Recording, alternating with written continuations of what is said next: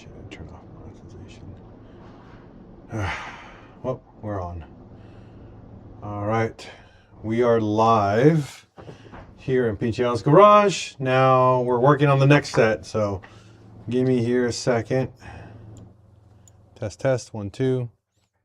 All right, let's head on over to the other side and get TikTok going. As I'm doing that, just remember we're going to be doing TikTok and live streaming, and YouTube at the same time. Making sure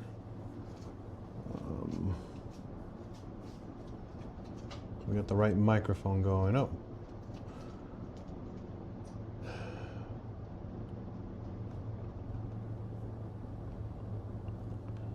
It's a 360. Perfect. Test. All right.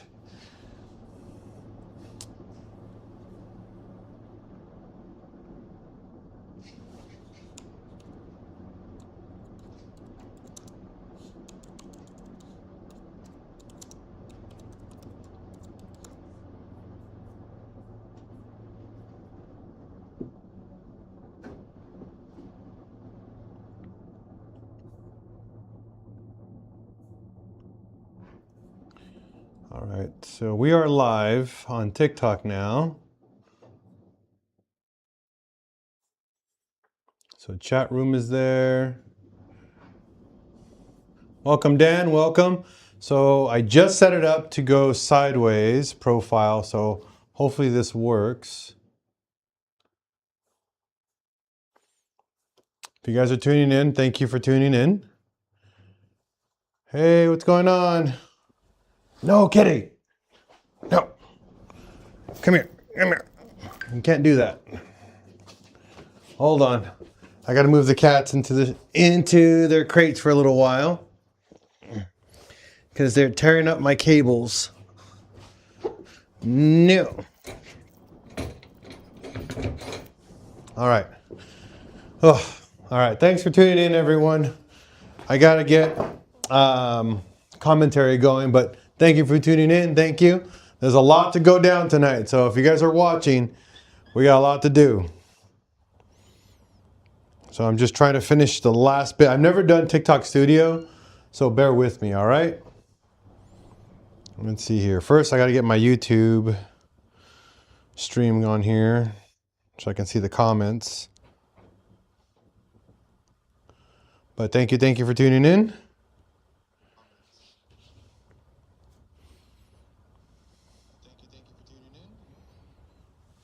All right, so I got YouTube. Welcome, Vincent. Welcome, Scott. Let me see if I can get TikTok on here on my phone to watch my live stream. Are you scrolling instead of sleeping again? Oh, geez. Okay. Let's see here.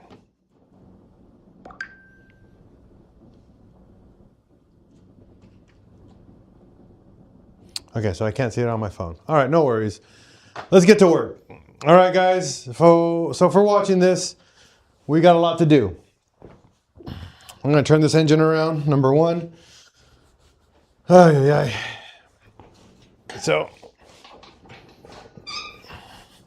you guys can see what I'm working with.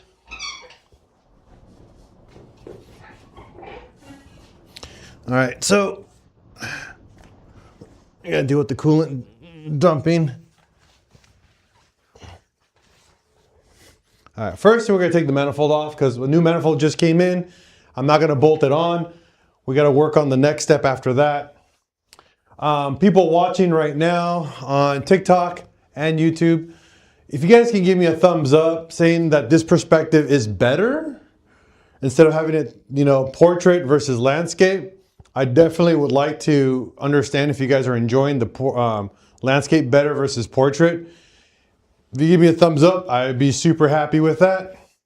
Just for people tuning in. Again, we're using TikTok Studio this time around to see how this works out. Again, please thumbs up if you're enjoying this perspective more versus the portrait option. We got people commenting.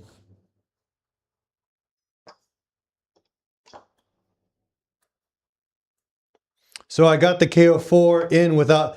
Ah, Zach, congrats. How much did you cuss? How much did you hate life?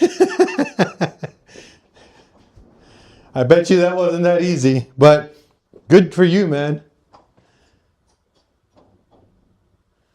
Yeah, I believe it. Hopefully you didn't strip anything, and hopefully you didn't. You got the banjo fittings all nice and tight. That's kind of the worst part of the whole process is those bolts. Yeah, I believe you were cussing up a storm there. I don't know if there's a way to live stream my live stream. It's kind of weird, but that's kind of what I want to do. So I can see your guys' comments. But nope, nothing on here. Oh well. Zach, it's peaking at 25 PSI. Put like 50 miles on it so far. I think the wastegate is not correct. Yeah, 25 is way too high. Yeah, and you have to actually break in those turbos. You know that? You can't just go off and hit it all hard. You're going to end up killing that turbo sooner than later. So we're going to take off the wastegate here. So wastegate's first.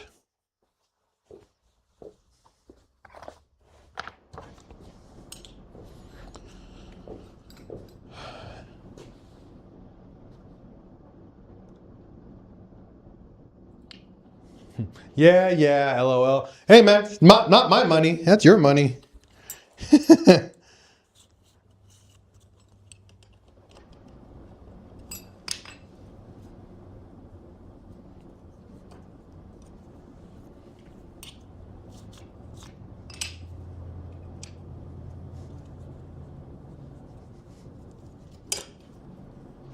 Let's see, we got anybody else on here?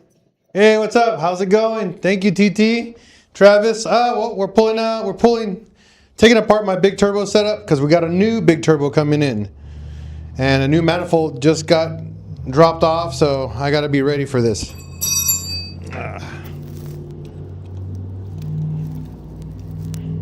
What's that? For sure, 6. There we go. But thanks for watching. See what Zach's saying now.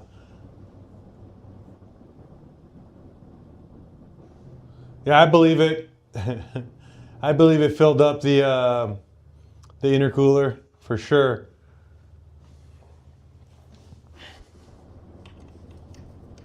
So again, this is my old wastegate. Going away from this external to an internal wastegate. I finally found a local fabricator here in Arkansas to do the work for my new downpipe. So be ready for that. We'll be filming as much as we can. Thanks for tuning in, guys.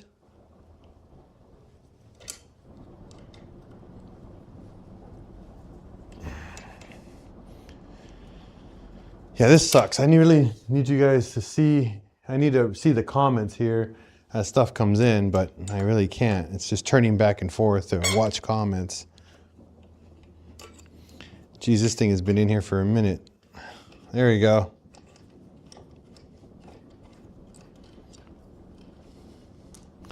First one removed. Oh, that came off too easy.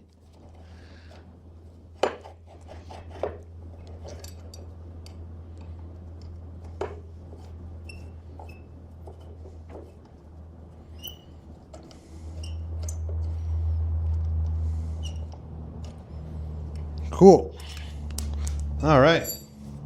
Wastegate's now removed. So we got this guy out. What's up, bro? Green Mamba 99. Welcome, welcome. So this wastegate is now pretty much removed. It's not toasted. It's still fully functional. So I'm going to save it for my next big turbo setup. I'm probably going to use the one that failed. Probably going to get that rebuilt and then swap it into another car, you know, on a lower boost setup, you know, just I don't kill it a lot sooner.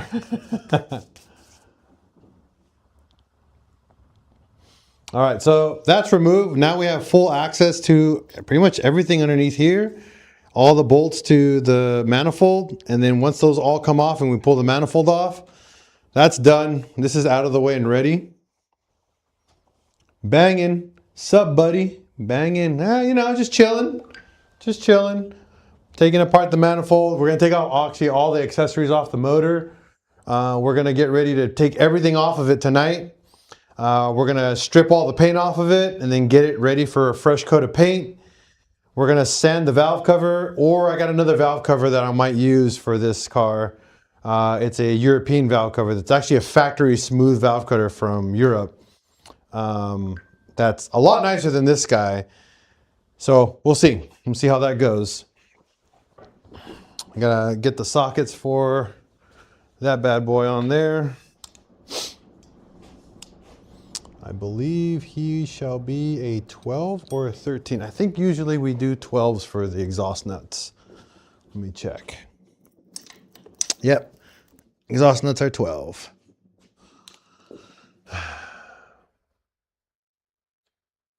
All right, get that going. Let's see, banging. So I love my buddy take home the Jetta yesterday. He made it home out when he left. Morning, he snapped the timing belt. Oh no, someone owes you a motor. Someone owes you a motor. That sucks. That sucks a lot.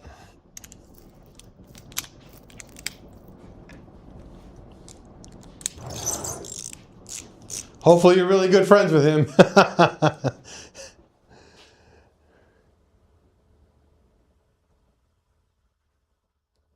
Oh, 100% it's messed up. 100%. There's no chance. It's an interference engine. So anytime you blow or you break a timing belt, you're guaranteed to bend a valve. Guaranteed. Doesn't matter where it ends up, it's going to have a bent valve. At least a couple. That's why it's called an interference motor.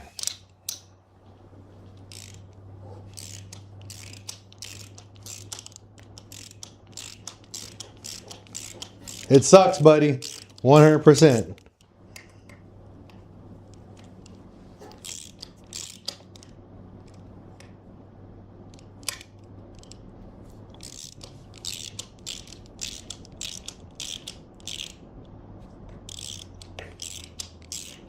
It's his yard ornament right now.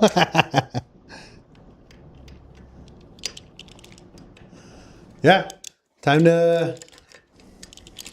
He owes you a rebuild. I might have a head for you. I might have a couple valves as well. Hit me up later. I might be able to get you sorted out pretty cheap. As long as it's not a built head, that's it. I have a bunch of stock replacement parts, so...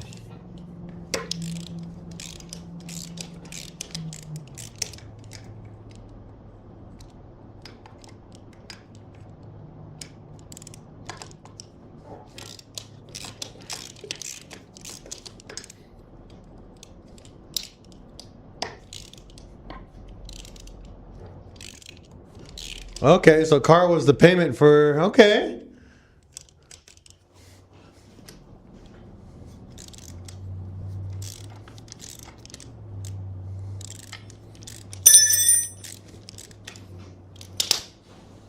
See what comments are on here. Welcome DC, Trumpin' ain't easy, what's going on? Got a bunch of people here, thank you for tuning in. Gonzalez. J.R. Childers. Again, thanks for tuning in. I'm sorry if it's a portrait view. Corrado. There is a Corrado back there. Yeah. Yeah. That is a Corrado. You got a good eye there, buddy. But we're not working on my Corrado today. That's soon.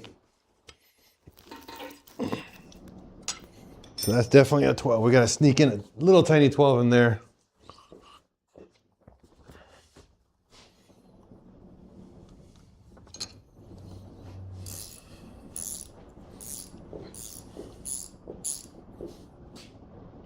It's from my GTI, my Mark IV GTI. I'm going bigger turbo, like even bigger.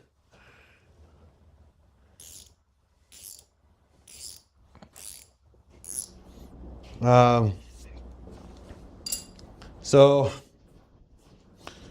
this is the turbo we were on, and this is the turbo we are going to.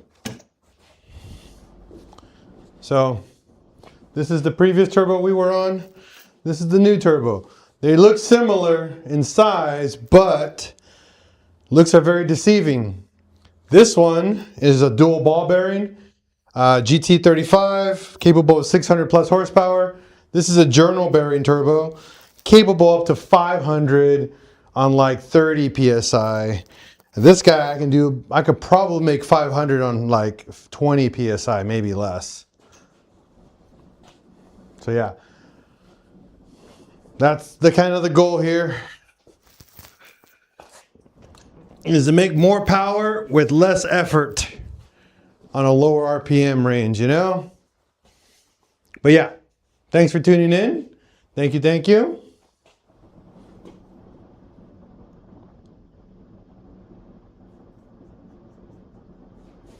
I7 Koi Jumbo PT4 learned they can make dumb power on minimal modifications. That is extremely correct. You need very little mods to make a lot of power. Those lenses glass? Oh, bang, you got good eyes, man. Yes, yes they are. They are glass.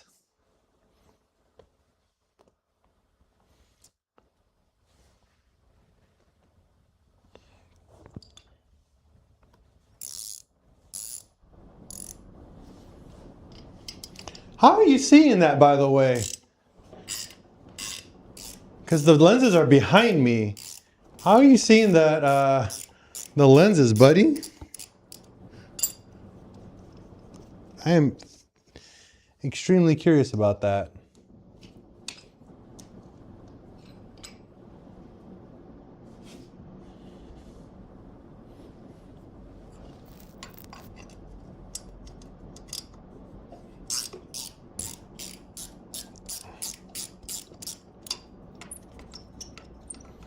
So I'm taking all the bottom ones off.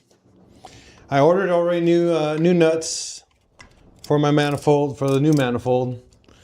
Can't reuse the old ones.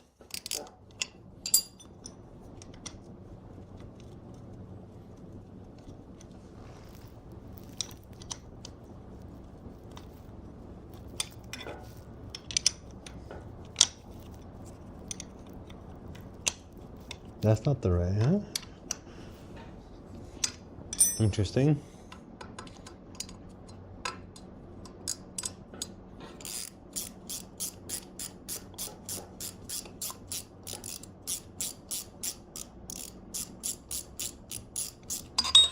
All right, first stud got pulled out.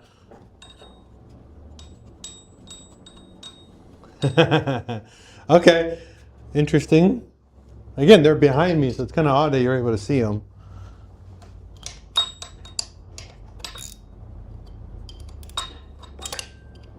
But okay, can't complain.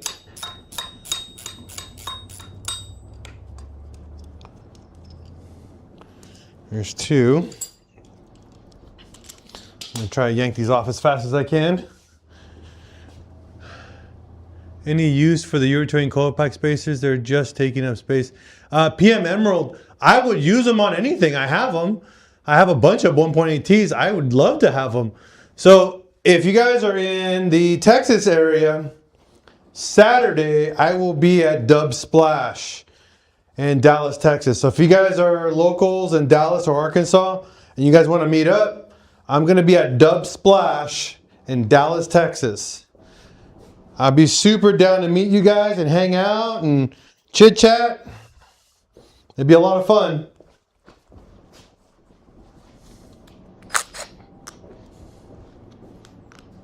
It's my first car show that I'm going to in years. So yeah. Baimer, te miro en Honduras. Well, gracias. Gracias, mi amigo. You got people from Honduras watching. Nice. The clip broke off of this gun, so it's annoying.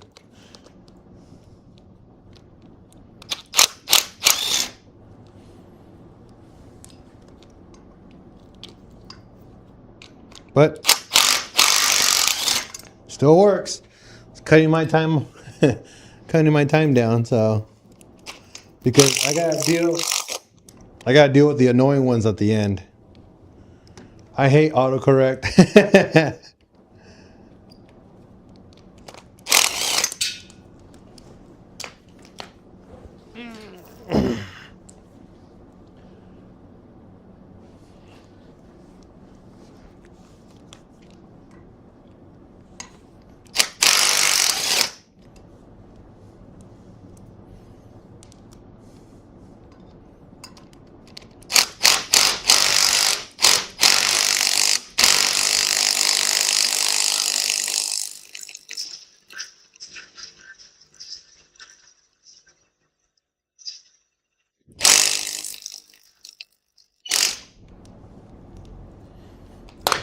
That one was a little crusty.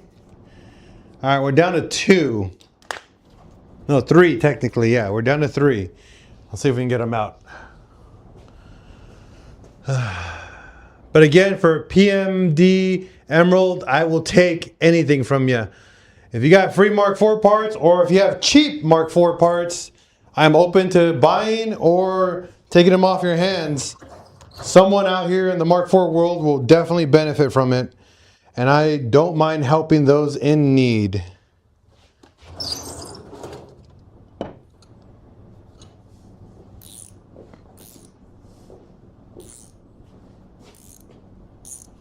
You know, helping everybody is kind of like my forte, you know? There we go. This one got off. That one was short. Interesting.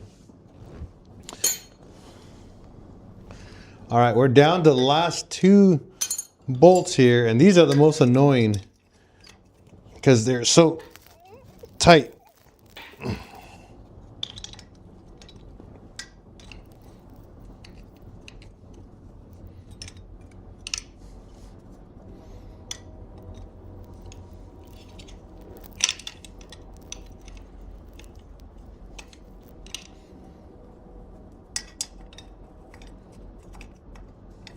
Nope.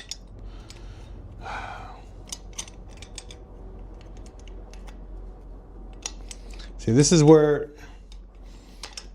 you have to inch these off, and it's super annoying to get these off of here. So if you guys have any good tricks on removing the 2 manifold bolts down here that are almost near impossible to get off once you get them on, I'd like to hear it.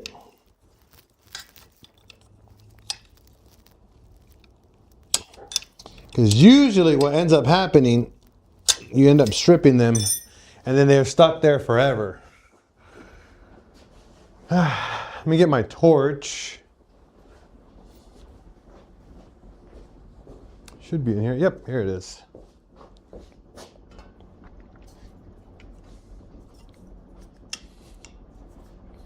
So I got some penetrating oil and a torch. Usually this will get it going.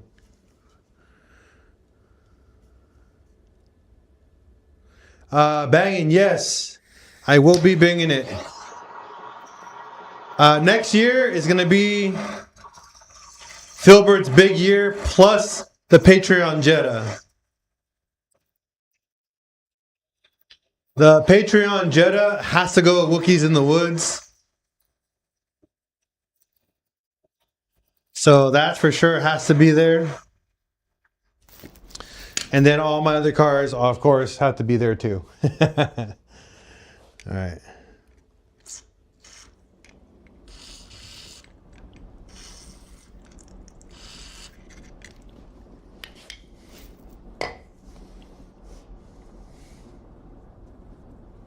And what sucks, like this is not much in here.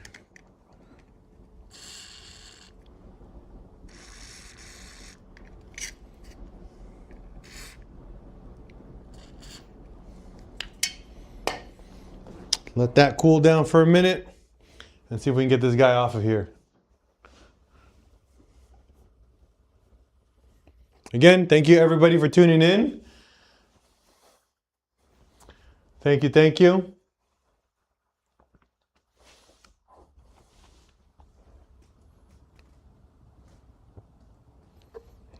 Let's see if we can get this guy to come off.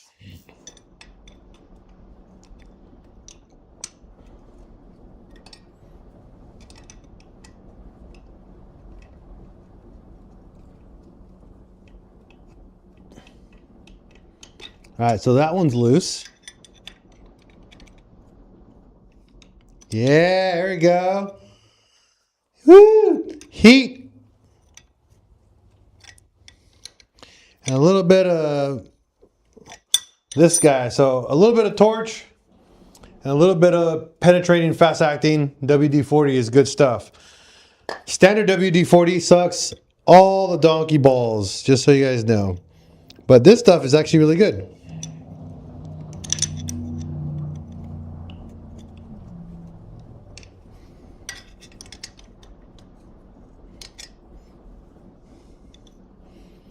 It's pulling the stud out. That's what's happening. But I don't care. As long as something comes out.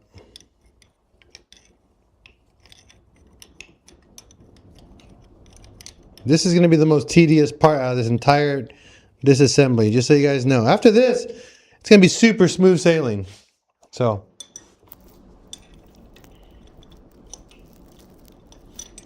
this is, again, hands down the hardest part out of anything you're going to do on your Mark IV. This is the hardest part. Well, not hard. I'm going to say more, not hardest, but most annoying. Yeah.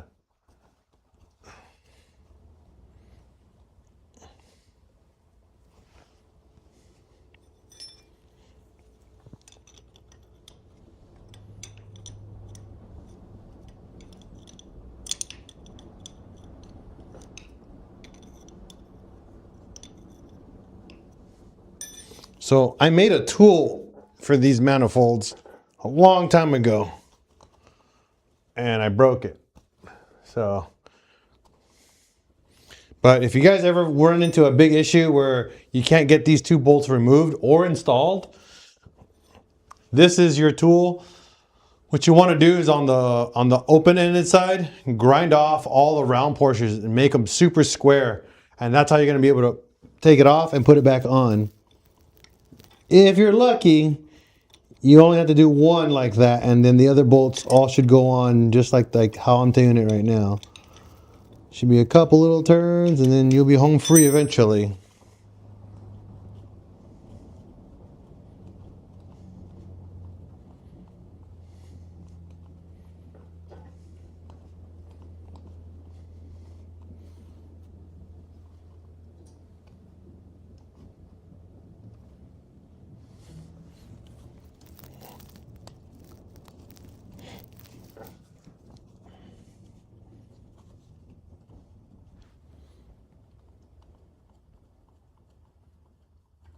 There we go. Here's one. That stud came out. Next one will be next. So, rip. Kyle, yeah, dude, I just heard about that, Josh. Kyle from 1320 just passed away, and it was kind of all of a sudden, too. Yeah, that sucks, man. Great guy. Never met him, but social media, he's pretty cool.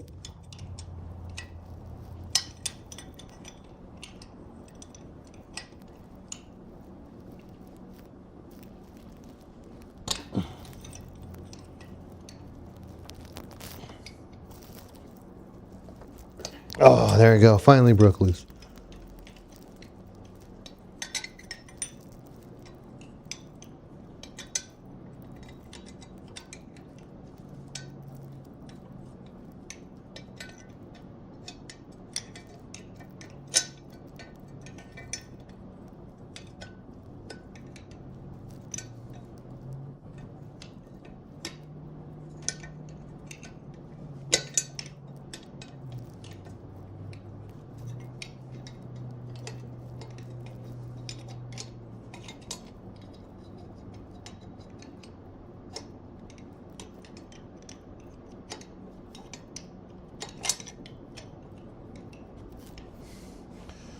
Whew. You say that until half.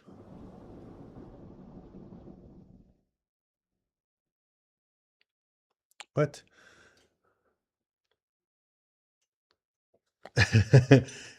I know, right?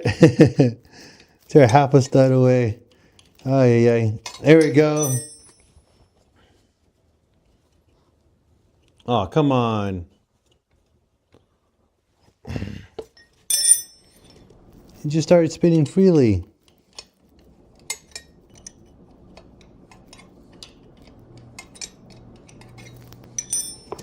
Oh, the manifold, that's why. Come on.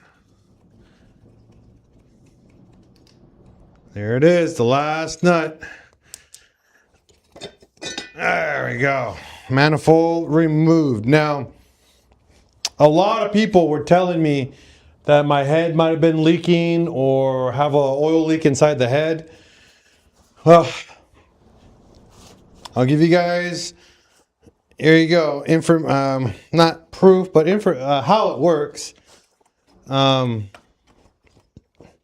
If my tube seals were leaking, or how do you say my stem seals, there you go, for my valves were leaking, it'd be covered in oil in here pretty easily on the exhaust side. We should get a lot of oil inside of here. Now there's oil and stuff in here right now because I kind of washed the engine earlier. So stuff is falling down when it got wet. You guys can see, like, here's some of the WD all over here. But this is how you get a good example if there's an issue with your turbo or your seals, like your valve seals are leaking. You put your finger in here, and then if this carbon is like oily or residuey, then you know there's an issue with your head with one of the stem seals, valve stem seals leaking.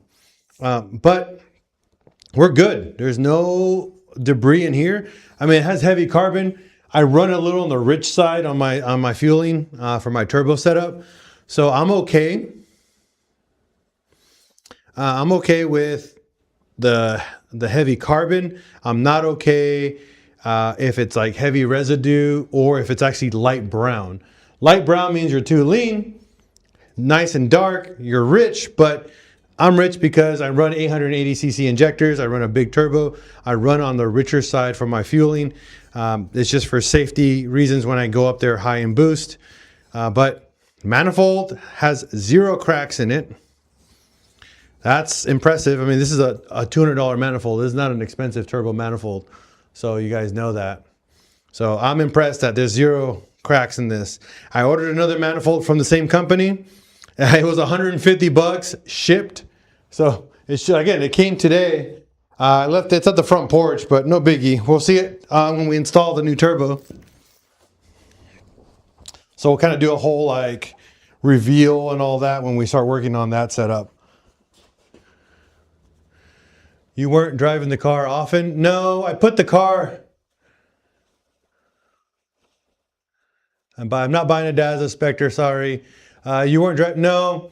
So I kind of stopped driving this car for 2 years. The moment I had my heart attack was 4 years ago.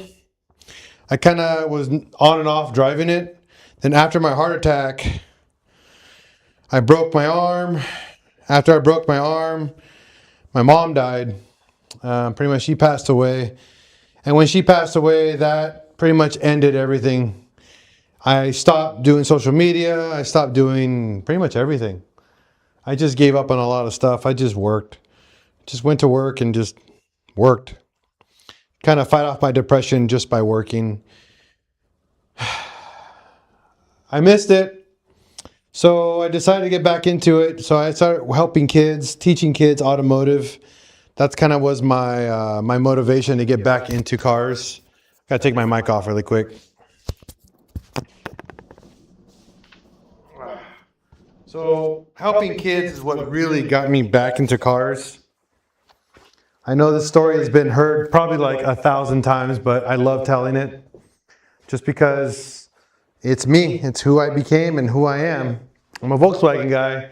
Mark IV for life, bro. Obviously, there's other cars I like more too, but Mark IV for life. So I ended up just saying F everything.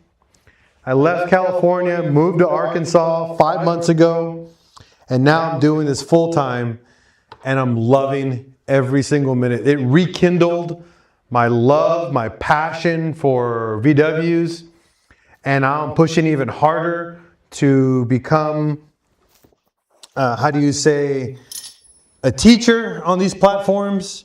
I want these cars to never die. I want these cars to be around for a long, long time. So hopefully that helps. You kind of understand what's going on. So yeah, that's why you see a lot of me on TikTok and YouTube. Please like, subscribe, follow, and all the fun social media things online, just because it helps me. It helps me a lot. It helps me grow. It helps me help others be a part of this as well. My end goal is to save as many VW Mark IVs I can possible and give them all away. We got one Mark IV, two Mark IVs we're giving away. This Corrado in the background is going to be given away. So if you guys, again, follow me, please help me by going to YouTube and subscribing there, because that's how we generate enough revenue. I'm not doing TikTok Shop. I might do TikTok Shop just for people to go to my online store, but not to sell things on this platform. That's kind of not the idea. The whole purpose of this platform, TikTok, is so you guys to go to YouTube and help us grow there naturally and more reasonable.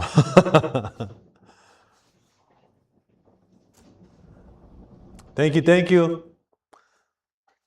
All right, so this is done. We're gonna take off this motor mount over here. We're gonna take off the accessory belt here. We're gonna take off all the accessories on this side of the motor. So I'm gonna lift this up, we're gonna turn it back around, and then we're gonna do everything on this side, okay? Make it easy. Once all that's removed, we're gonna pull the transmission off.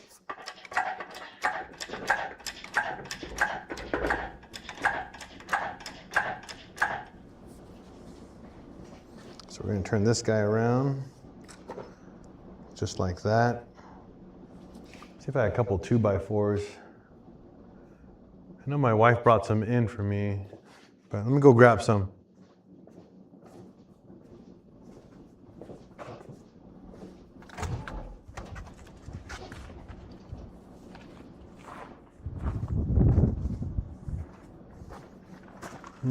Not out here. They're probably outside somewhere else. Oh, yeah, it's okay. No biggie. Oh, here's one. This might be enough. Let's see.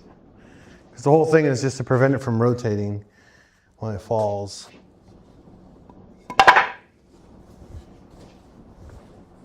So we want to put it down on the ground right here.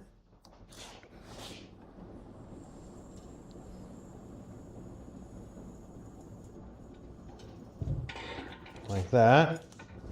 Actually, that worked. We'll leave it like that. That worked very well. Actually, not even mad. All right, we're gonna need a 16 to pull that motor mount off.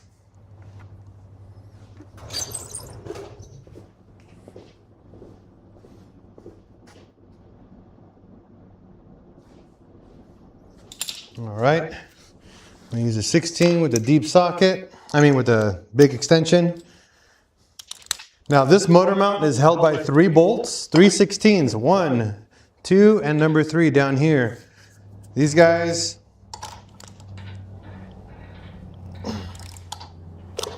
pretty easy. Just break them loose.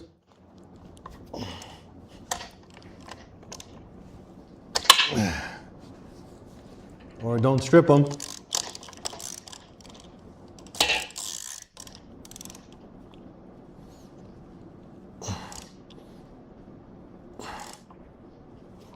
There we go. Jeez.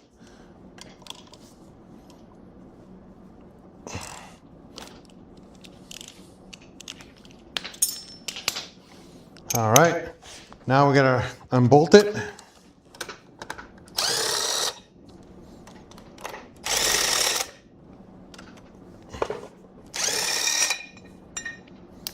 So this motor mount is now removed. Set this aside. Super easy. Now, if you guys ever have to remove an accessory belt, this is how you do it, super quick. So the accessory belt for your alternator, power steering, and AC has a fun little tool right here. Use a wrench.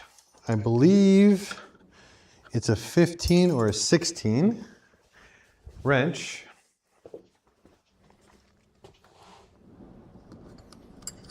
Bring both, because you're going to need both. Okay.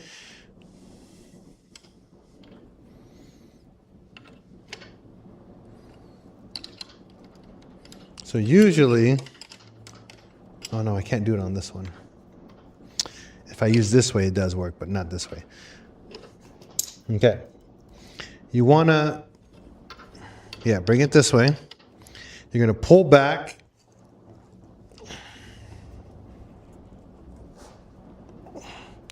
Hold it like that. Slide your belt right off. And then go back down. That's it. And that's with a, what did I use, 16? No, 15 mil socket for your tensioner. Now, if you got to replace it, it's 3 13 millimeters right here. Very, very easy to remove.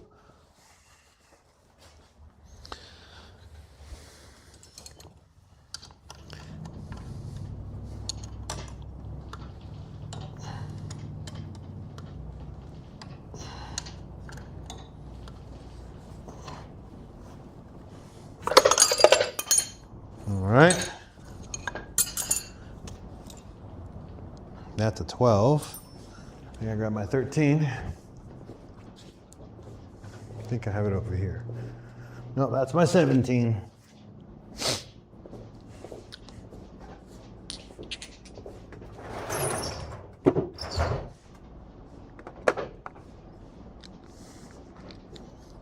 All right. So right here.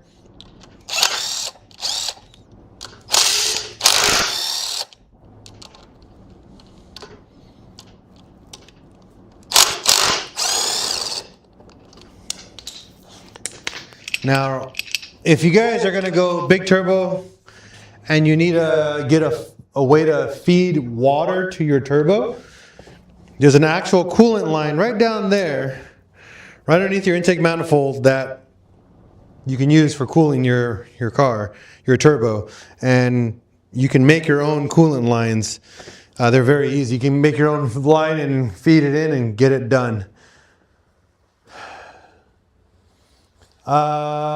Keaton, yes, I do have a spare AWP head. If you're asking, I do have one. I have quite a few actually. But yes, I do have one. But the ones I have that are spares do need to be rebuilt. They're rough spares. They're not, how do you say, clean spares. You got to get them all taken care of. All right.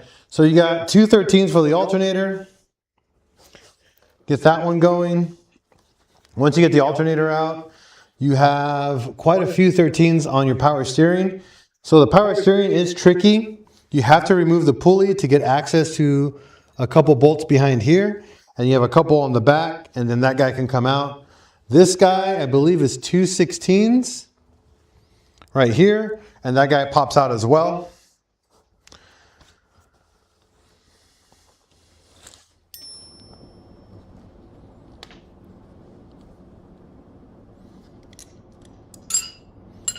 So you can go about this any way you like, but we're gonna go about this normally. So alternator, number 1, there you go, yay, super easy.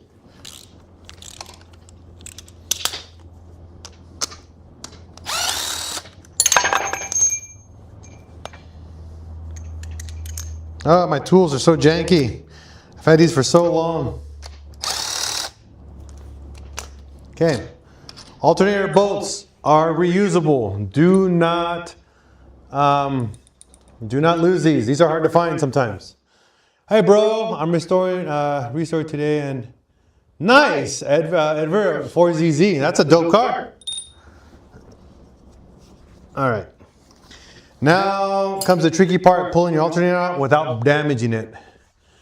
How much? I don't know, man. Make me an offer. They're not that expensive.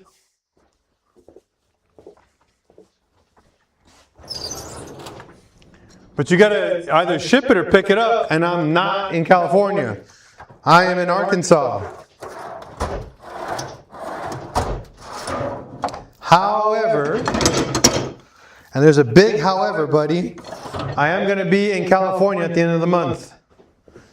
So if you need me to bring you ahead and you live in California, yeah, it's a VW Golf that I'm working on, or the engine for a Golf GTI.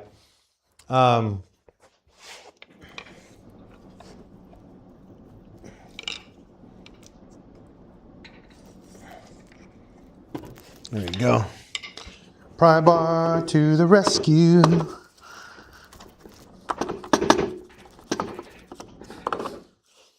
All right. Alternator out.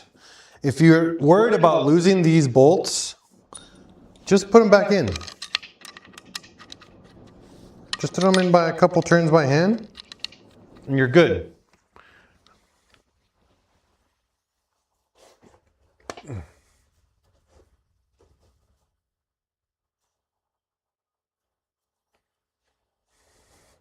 Yeah, it is a hefty shipping fee if you're far. All right, 16 is the next one for your AC compressor. Now I have an AC compressor still on here, not because I have AC, because I need my belt still. But I'm deleting that.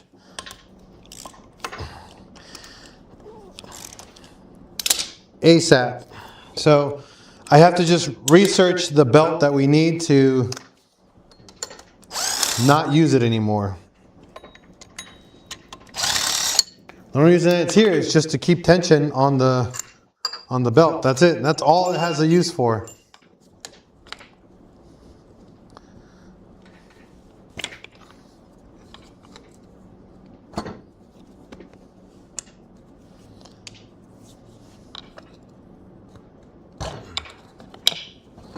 There we go. Compressor now removed.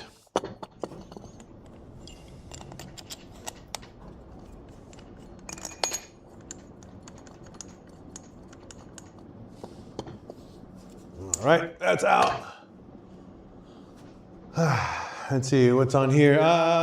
My engine blew recently due to a burnt valve. Had to Frankenstein a good engine for broken ones. Yeah, that happens. That does happen. All right, so power steering. This one's tricky. You need a flathead screwdriver or a Phillips screwdriver to keep the pulley from turning, okay? Find your Allen wrench that's for this. And then you're gonna break these loose. You install them the same way. If you have an impact gun with a good,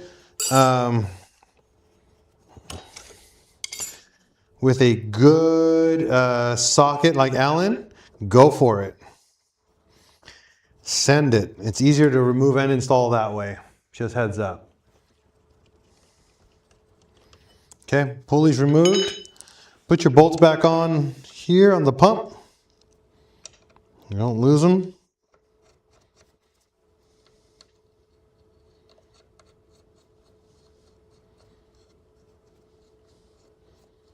Okay, we have 13, 13, 13, so 3 here, and then we have 1 down here at the bottom. So there's 4 in total 13s, 3 behind the pulley and 1 on the back of the pump.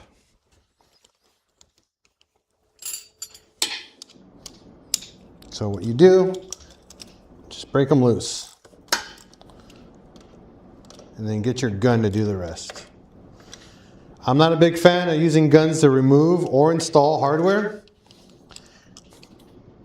because you run a risk of either stripping something really easily that could have been avoided or sending it too soon.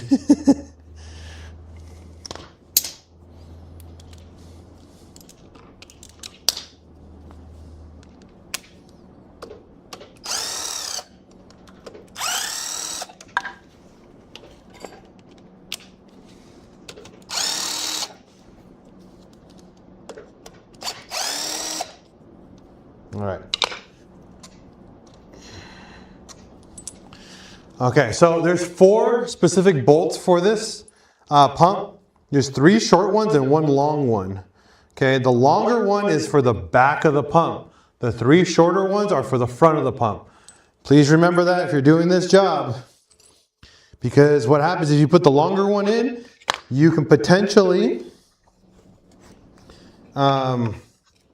hit the back of the pump and then damage it and cause some fun issues later down the road.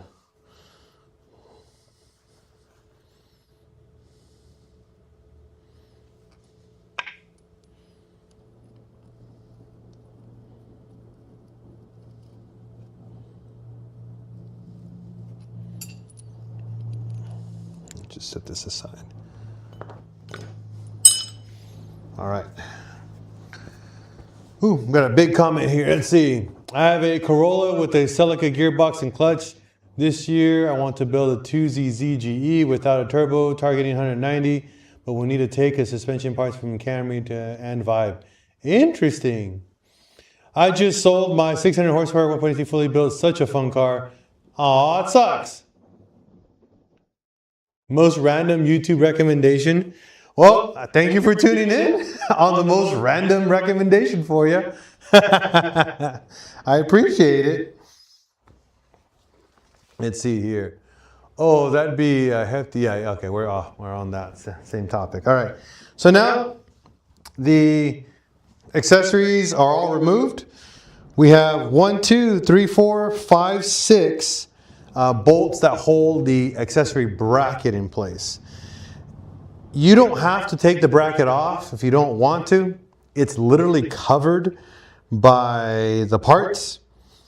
I'm going to sand it down. Again, I'm going to strip all the paint off of it, give it a fresh coat of paint. Now, one thing you guys have to remember, do not paint your alternator. You can polish it or kind of buff it out. If you accidentally paint the entirety of the alternator and you slap it on, the alternator, the chassis, the body of the alternator grounds itself. So you have to be careful, and it grounds itself to this plate. If you paint the plate and the mating surfaces that everything it goes onto, you're going to prevent grounding to the block, and it will cause a lot of fun issues. It will cause no charging. It will cause weird charging. Voltage spikes, abnormal voltage spikes. So be careful when you paint this bracket. Now, if you do paint it, again, where the bolts have to go through, sand them down, make sure there's no paint going through it.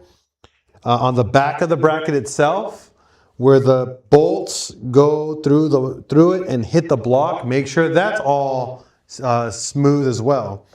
If not, you're gonna get a weird ground problem that's gonna be near impossible to find out unless you take the entire car apart. You have been warned. All right? It's an 8. I think I have that available.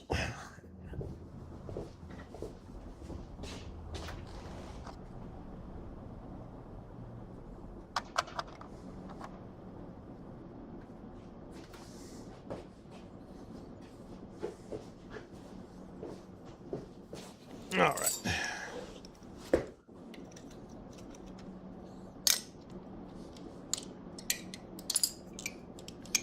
So this bracket is held together by 8mm bolts.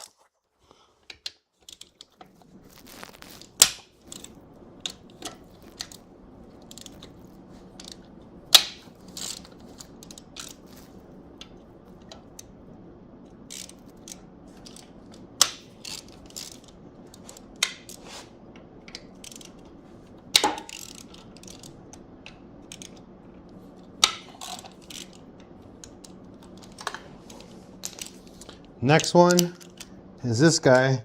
This one I actually put a different size one. Not a 16 though. What did I put in here? That's a 15? That's weird.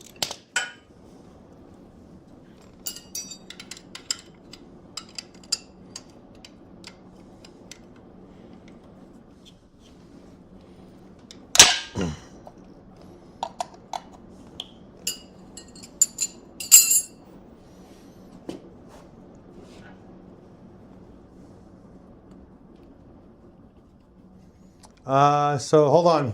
The motor's already fully forged. I already did all that before. I'm just swapping out my turbo. You're a little late on that conversation. So for Lawson Photos, this was already a big turbo. I just went and got an even bigger turbo, but I went dual ball bearing this time around versus just a journal bearing. So now we're just revamping we're cleaning the entire motor. This motor sat for 2 years with no love. I turned it on, turned it off, and walked away, kind of like that. So yes, I'm going to be doing a lot of work on it, but it's going to be, how do you say, more like refreshing it and putting a brand new turbo on this. And that's it. It's got a small oil leak that I got to fix on the oil cooler side, which is super common. I might not even bother with it, but we'll see.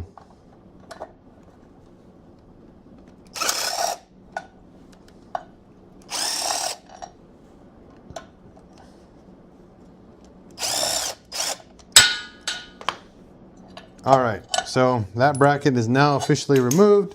Yoink. Look at this. There's a gasket in here, but look at that, spotless right there. Dang.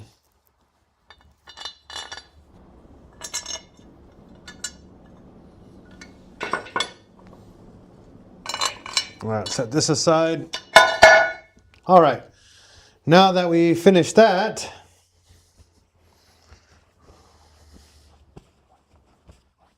we're gonna make our way over to the manifold. Actually, the manifold's next.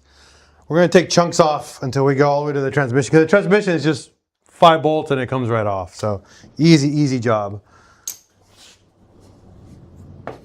Comment, let's see. Oof, that'd be a hefty, oh no, we're still back to that.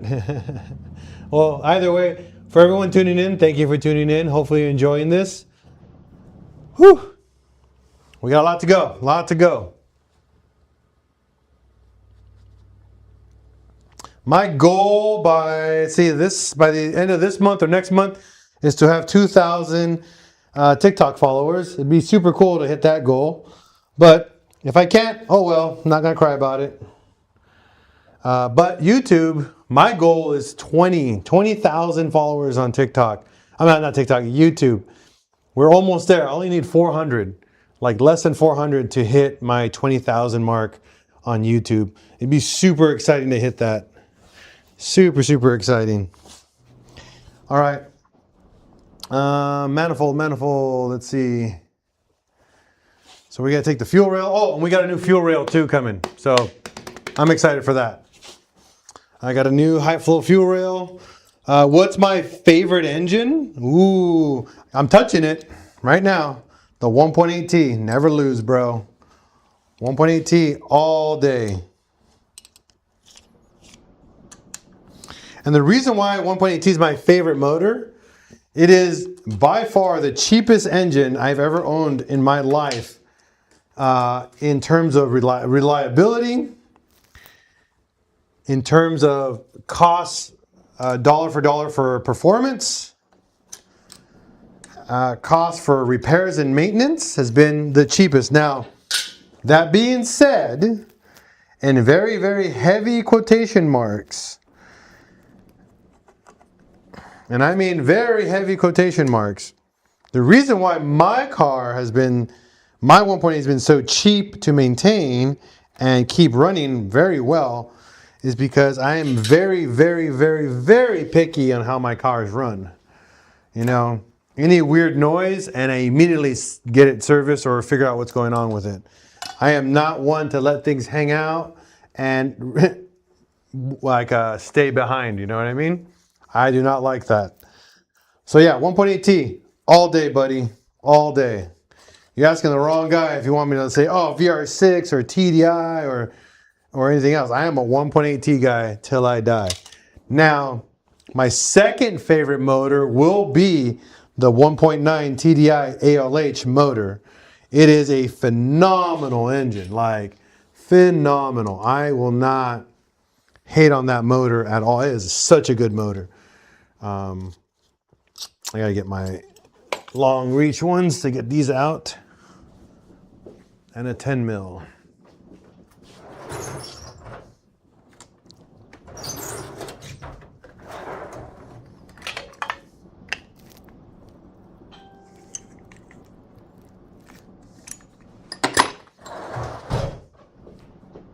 Oh, my magnet. Need a magnet.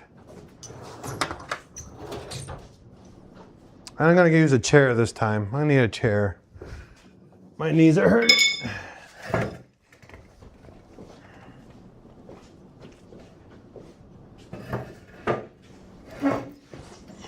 All right.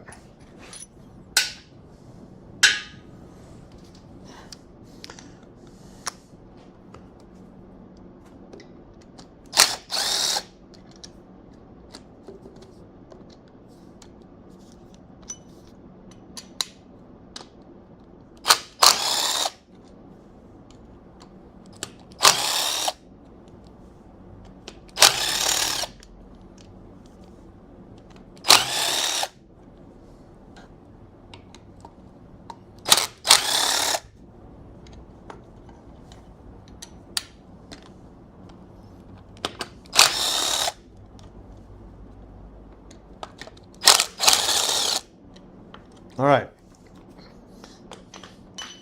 So you notice I do not remove the 10 mil bolts that are in here. Oh, are these aluminum? I think these are aluminum.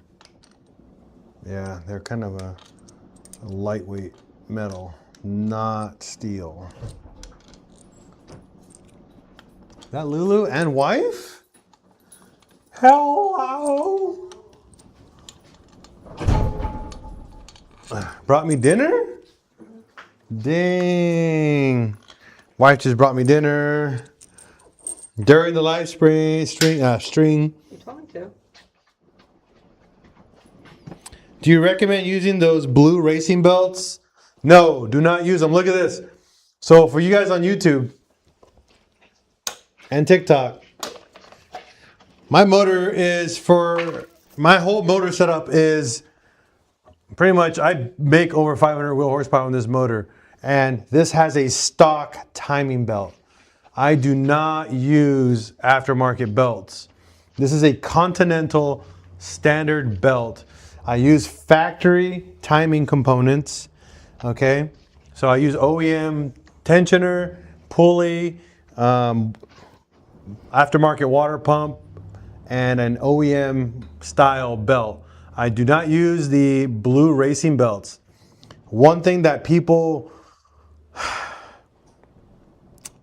always wonder about on these is that why not? Well, number one, the racing belts, you require a manual tensioner to use them because they don't stretch. They don't have any give. So it's very dangerous to rock a racing belt because they're made out of Kevlar, so they have no stretch to them. So they ruin hydraulic tensioners. They have a premature failure. You can kill your pretty much your motor a lot sooner than later. And you won't know. It's just bam, it happens. Number two, it's more expensive. Freaking 30 bucks for this belt and I'm good to go. Just replace it after 40,000 miles or 60,000 miles. That's not your recommended intervals on a stock motor. Stock motor is every 75 to 80,000 miles, but I replace mine typically every 40 to 60,000 miles. Why? Because I'm rocking a lot more horsepower than stock.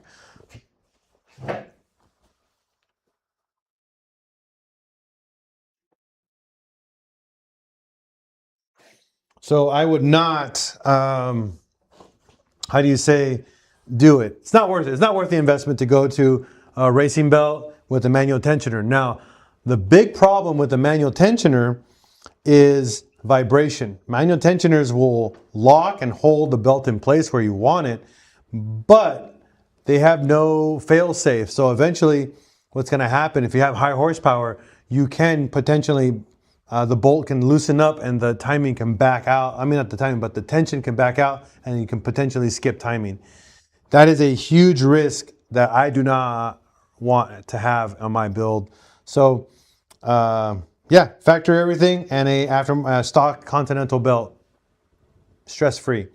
Now, if you want a bulletproof crank for high horsepower, make sure you get a press-in gear and then do dowel pins to lock in the gear in place.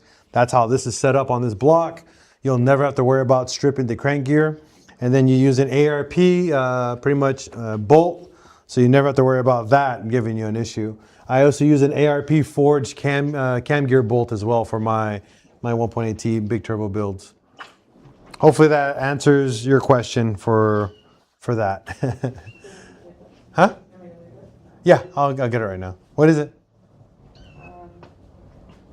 Nick makes chicken potato beans. I decided more white meat Okay. for you, and then I gave you biscuits with honey butter.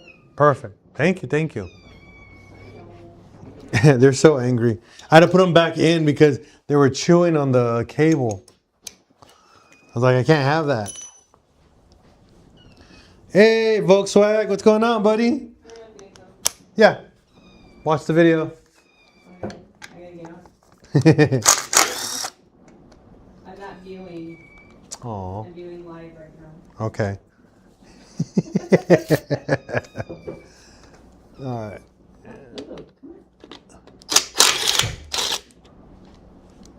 Are you staying? Lulu. All right. Manifold is now unbolted. Bobby. Take her out. No, take her. Just call her over. Lulu. Ugh. Lulu. Keith. All right, so we got my integrated engineering manifold removed. Out. Chilling, buddy. That's awesome. Same here. I'm chilling. Spider eggs. So this guy's now removed. So he can be set aside.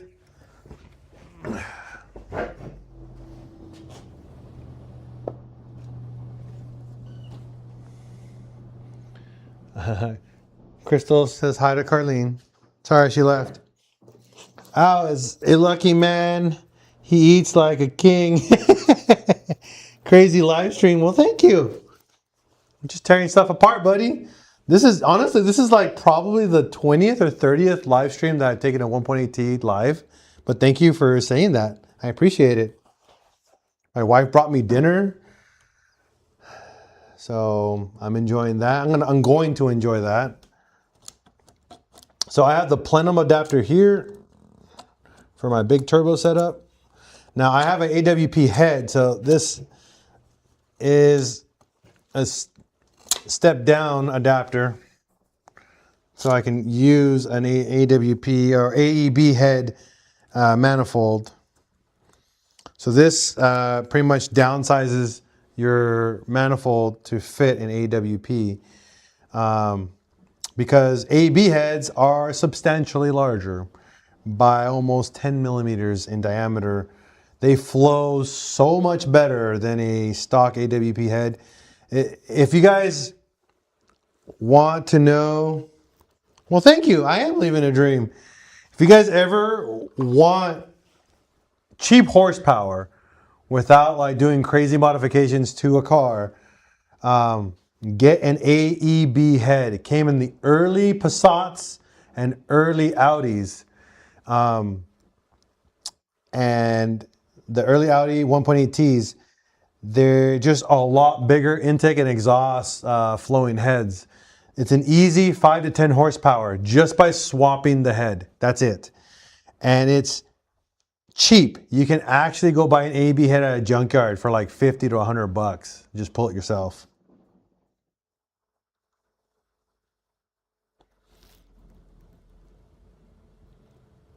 Hey, Ryan. No, all good. So what are you doing? So I'm breaking it down to strip the paint off the motor because I'm repainting the motor. And ABs do not have VVT, but you can move the VVT over if you like. You do not require to have the VVT on it, just so you know. AEB heads do have, well, you can put VVT in an AEB head, but you don't need to. There's no benefit in adding VVT on a 1.8T. It's completely useless. Our cams do not change profile, so there's no real VVT on a 1.8T. Just heads up.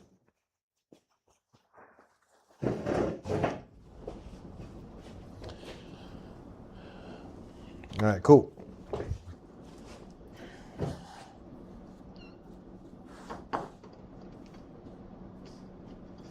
So we're gonna see, I don't need to take, yeah, I gotta take all this stuff off too.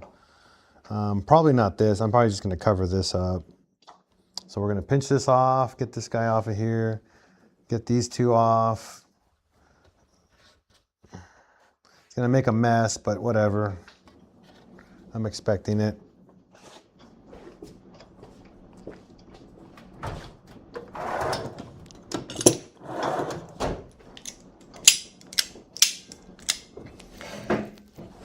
Let's see, Al.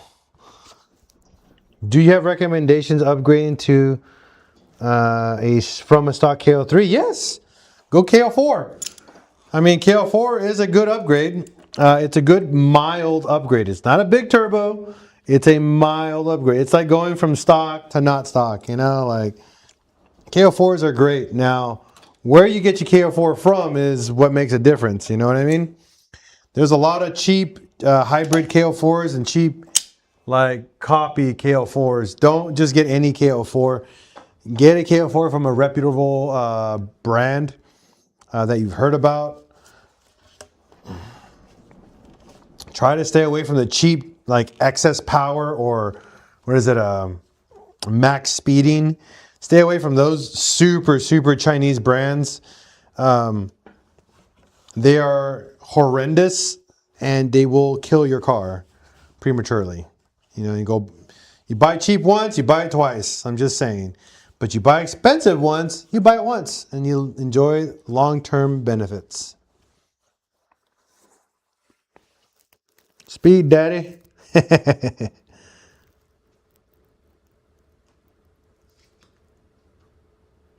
So yes, I do recommend upgrading to a KO4.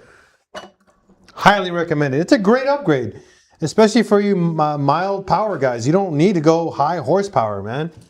There's no reason for it if you don't want it. If you just want an upgrade, just go KO4. It's a great upgrade.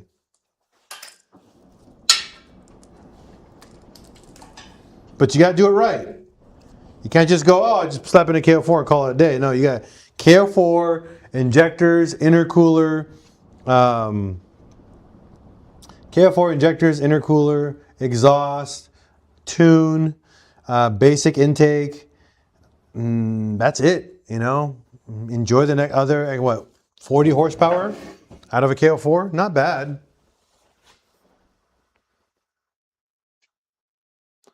The bug's gone? No, I still have the bug, Chad. Still working on it.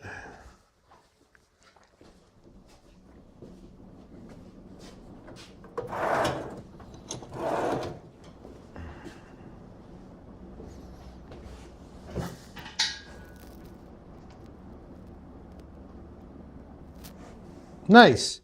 Yeah, just go KO4, man. You'll be happy. You'll be happy, Volkswagen.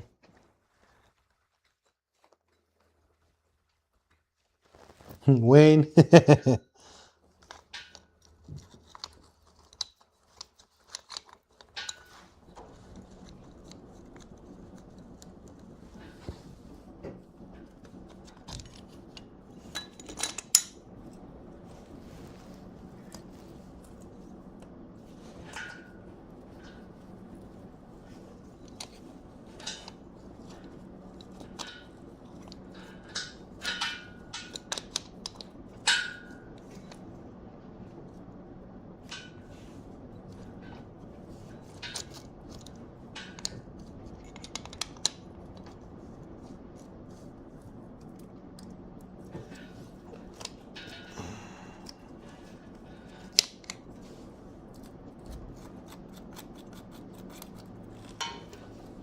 go.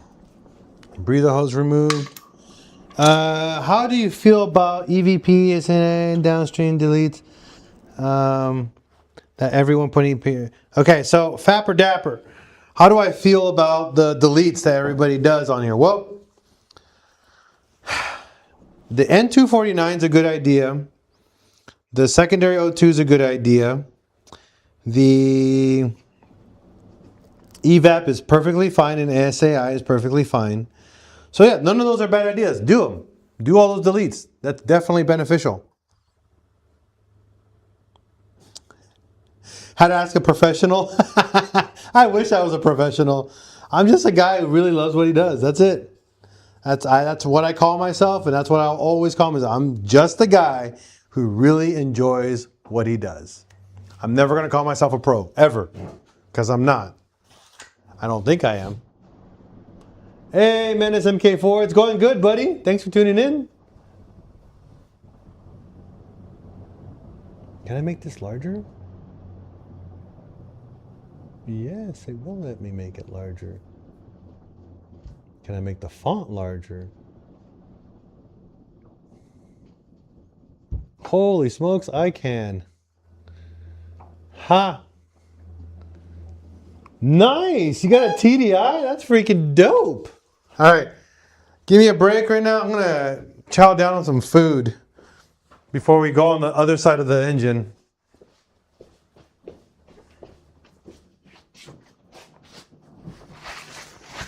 But if you guys still have comments, please, please, please comment. Let's get a grub. I'm hungry.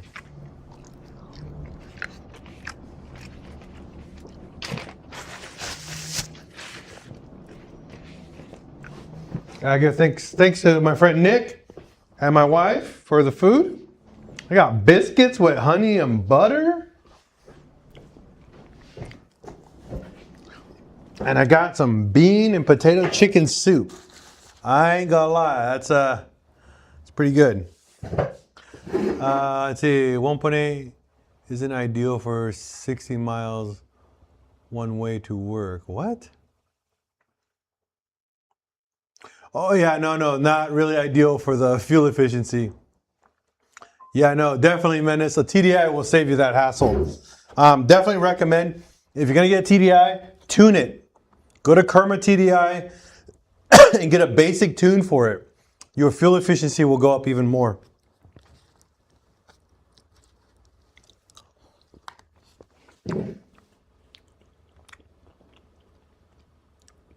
Yeah. No, I understood now. I understand.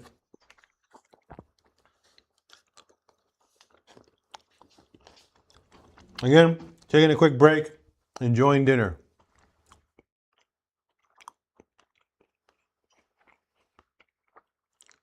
Nice.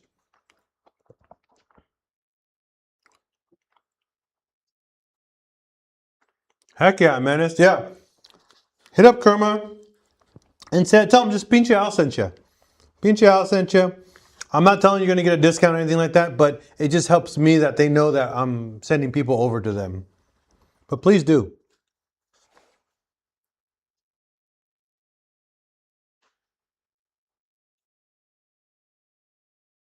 That's cool. Taking your 1.8T. Nice, nice.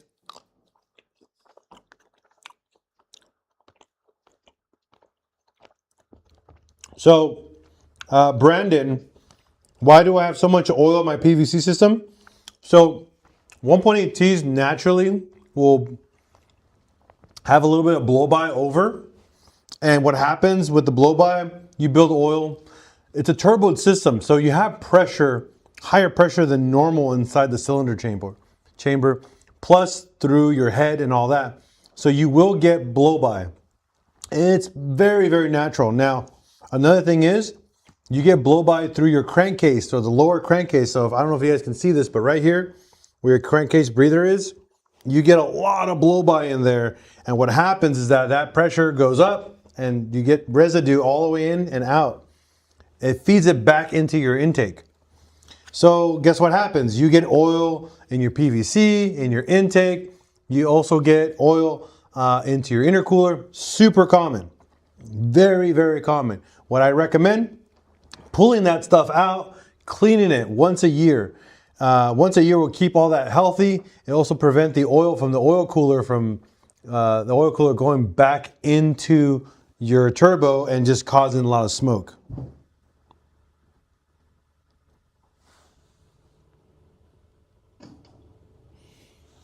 So if you do the SAI delete and all that, you will get a check engine light, guaranteed. Okay. Menace, what are we doing here? Well, I'm tearing apart my motor. Just taking a break. It's been a little while. I'm working my way around. So we took the accessories off. We took the manifold off. Took the coolant pipe off. Got to take these hoses off. Got to take the coolant flanges on the side off. And then we're going to take the transmission off. And that's it. And that's it for tonight. So yeah, that's what we're doing.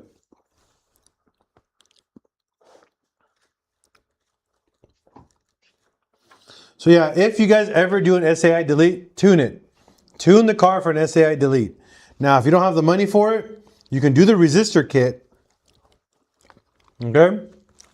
The resistor kit will still throw a check engine light for secondary flow over threshold. It will not cause any performance issues, but you will get a check engine light for that, but nothing that will cause the car to not run correctly. Let me eat. It's okay, dude. It's okay.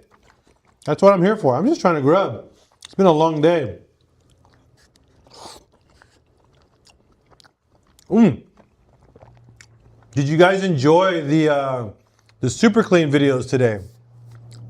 Hopefully you guys watched some of the super clean videos I made today. Did you guys enjoy them? I'm curious.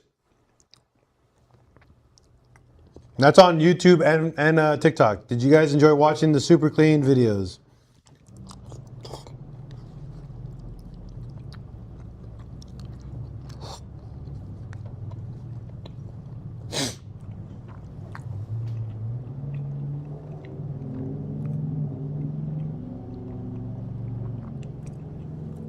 The TDI hard pipe. So which one are we talking about? Are we talking about the one that's on the bottom by the wheel, or the one that goes up and over through the left-hand side of the engine? Be more specific, Menace.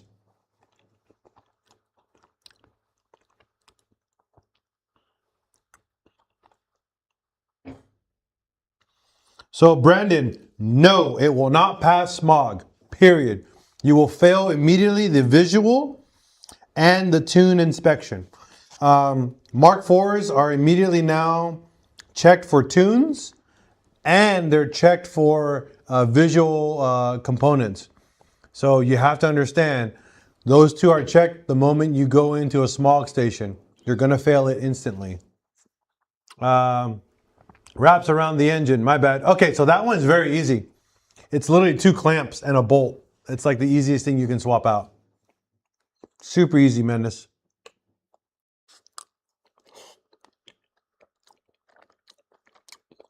Purple power, why? What? No, super clean. My wife is hating right now on super clean. She's all, purple power for the win.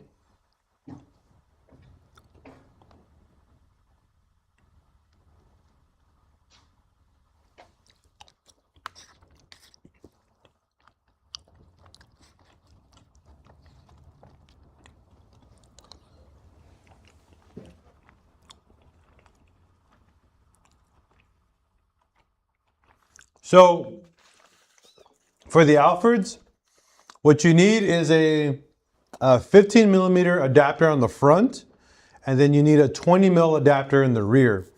That will make them fit flush front and back perfectly. And they're 5x112, so you need an adapter.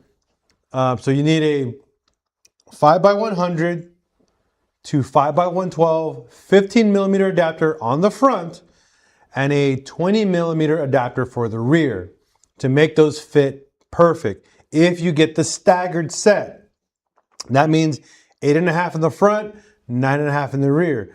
If you're using 8.5 front and back, then you're going to need the 15 in the front, and you're going to need probably a 20 or a 25 in the rear to make the sit flush front and back. Just so you know, hopefully that helps.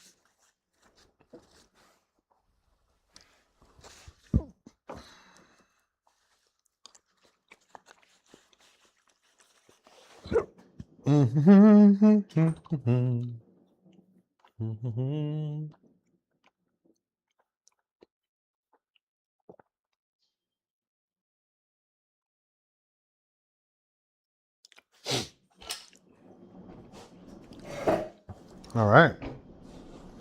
I'm almost done, so we can get back to working in just a minute. All right, guys? I just want to enjoy dinner.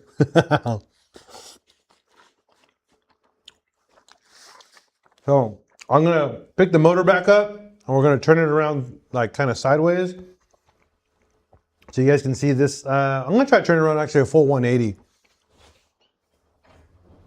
Yo, you have to roll the fenders. 100% you have to roll the fenders. Not probably, 100%.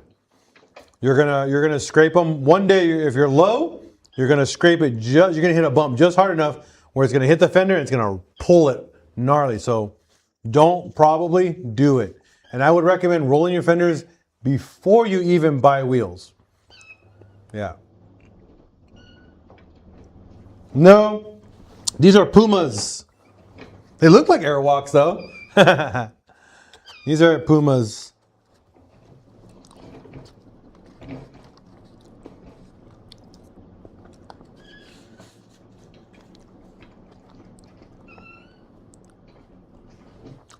How did my car pass California emissions? Simple. It wasn't a California car. My car was registered in Arkansas. Brandon, I got my car registered in Arkansas a long time ago.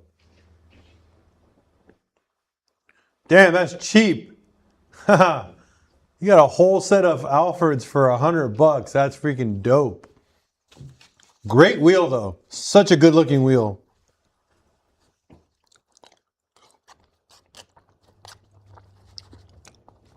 And just so you know, Brandon, I no longer live in California. I'm officially an Arkansas, or Arcanian, or Arkansanian. I don't know what you want to call it, but I'm from Arkansas. I'm officially now an Arkansas person.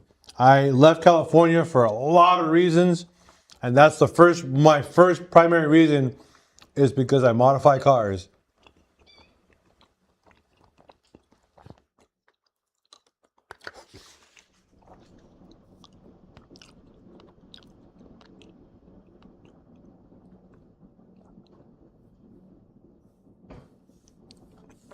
That's super cool.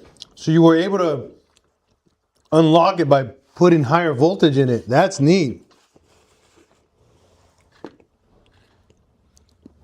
Volkswagen, I would recommend removing the fender liner. It does help. Thanks, Wayne. I do feel happier.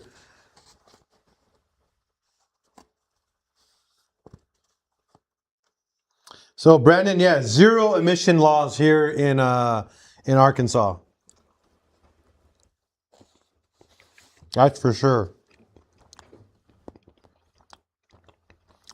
If you guys go to my YouTube channel, I have a fender rolling DIY on there. So hopefully you guys enjoy that. It's an old video, but I did it on my white car. Not too hard. 99 Audi A4 Quattro 2.8 coolant leak on passenger side. Frontage can't find the leak. Any clue? A4 Quattro 2.8 liter.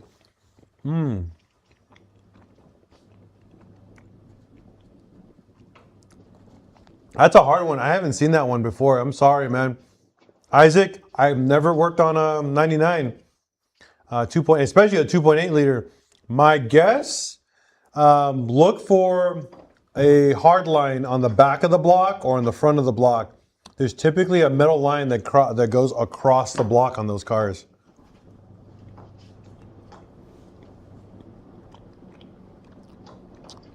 Brandon, yes I do. I still have my Mark IV GTI trailer. So Brandon, once this is all done and put back in my car, that's actually coming back into the garage. We're going to finish that up next too. So you guys are gonna watch, and we're gonna do a full build on my. We're gonna do a full build on my trailer. I love saying that. I'm doing a full build on my Mark IV trailer. I don't know what that means, but we're building it. We're gonna do more stuff inside.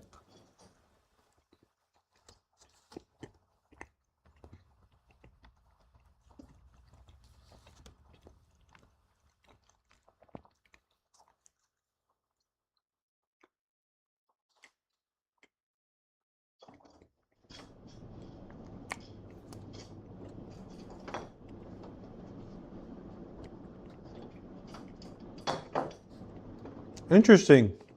So E63S, it's a cool car, but for M, I don't like Mercedes or BMW cars, so I don't have an opinion on them, unfortunately.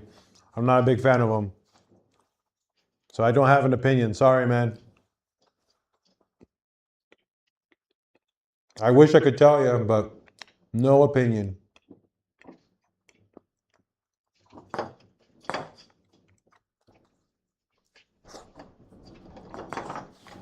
I gotta let the cats out. They're going nuts.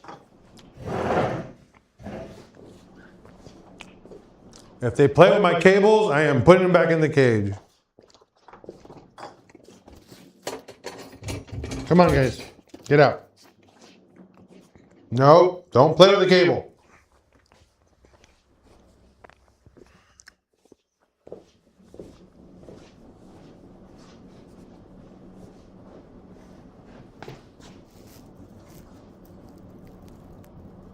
Ooh, Volkswagen. Brandon, no. The trailer was not from the car that caught fire. That car got destroyed.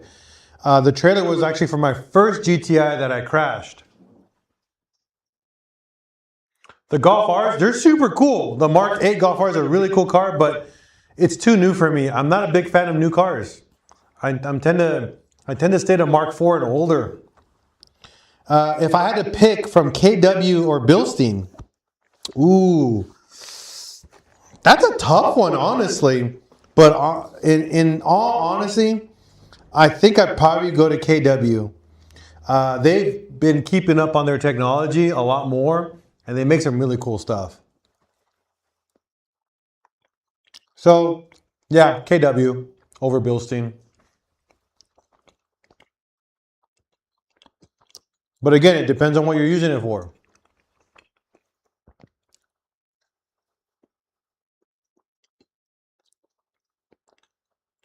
Almost done, guys, and I'll get back to work.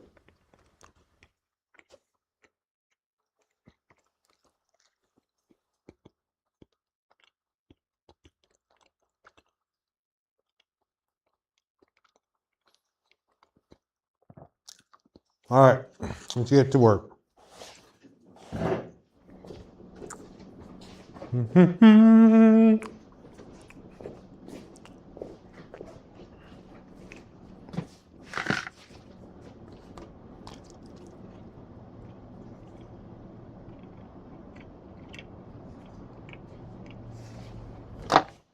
If it's just a summer car, buddy, then I would go KW, hands down.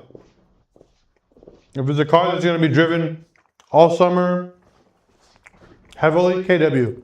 You're going to love the way the car drives.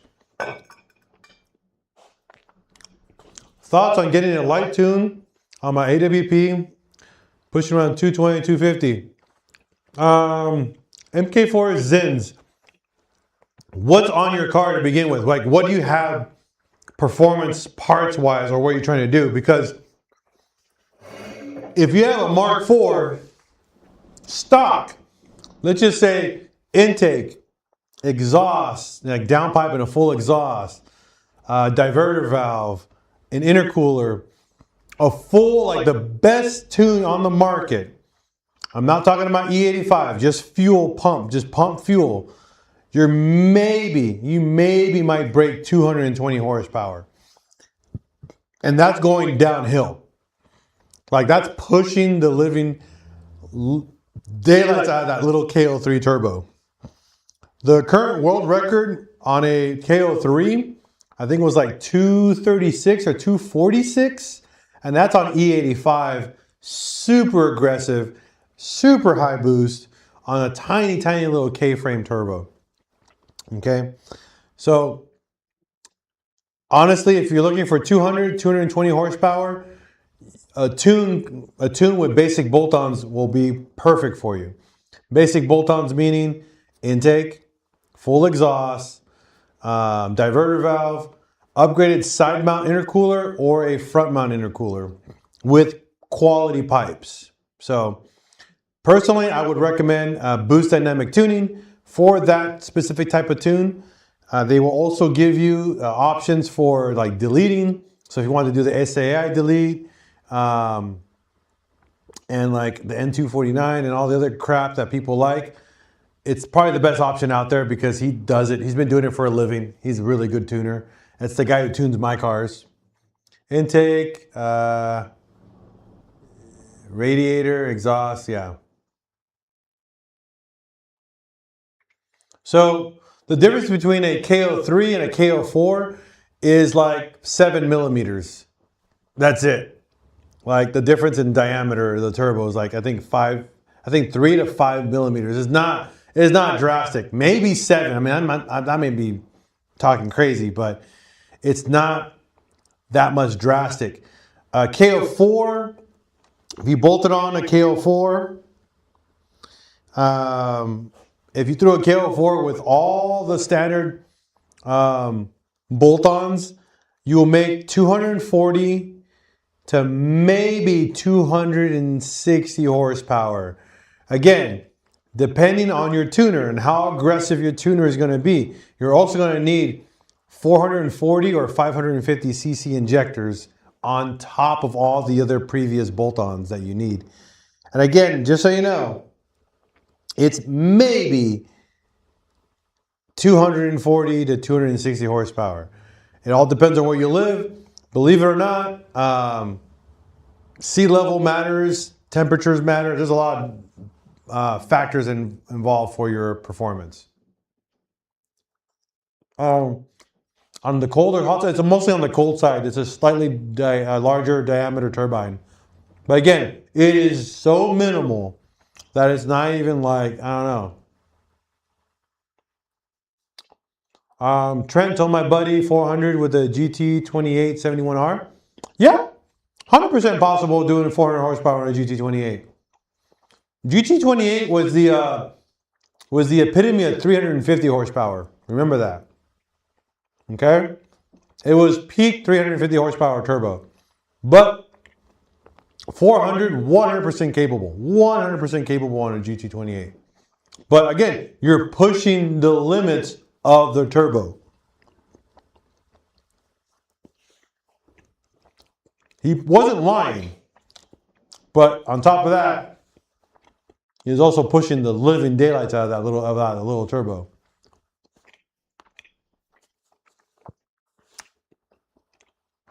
You also have to remember, Wayne, GT28s have evolved drastically since they came out. They've actually changed multiple times.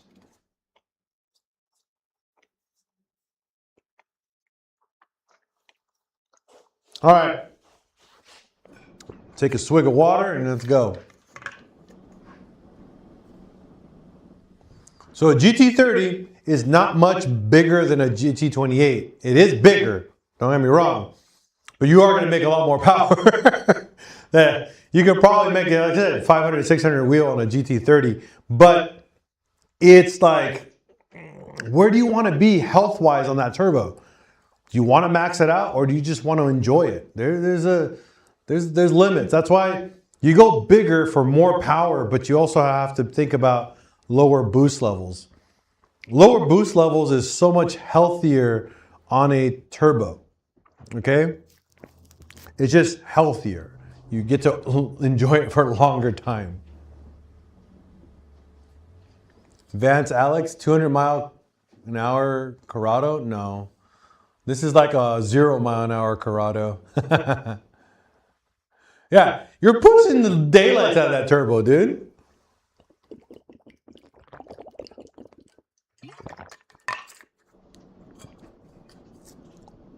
All right.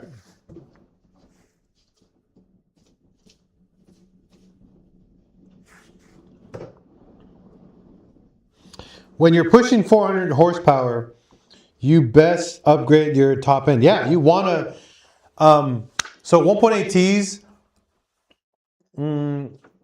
how do you say? 1.8 Ts have stock 1.8 T a GTI's AWP, okay? Very specific. AWP engine heads do not flow very well at the high horsepower.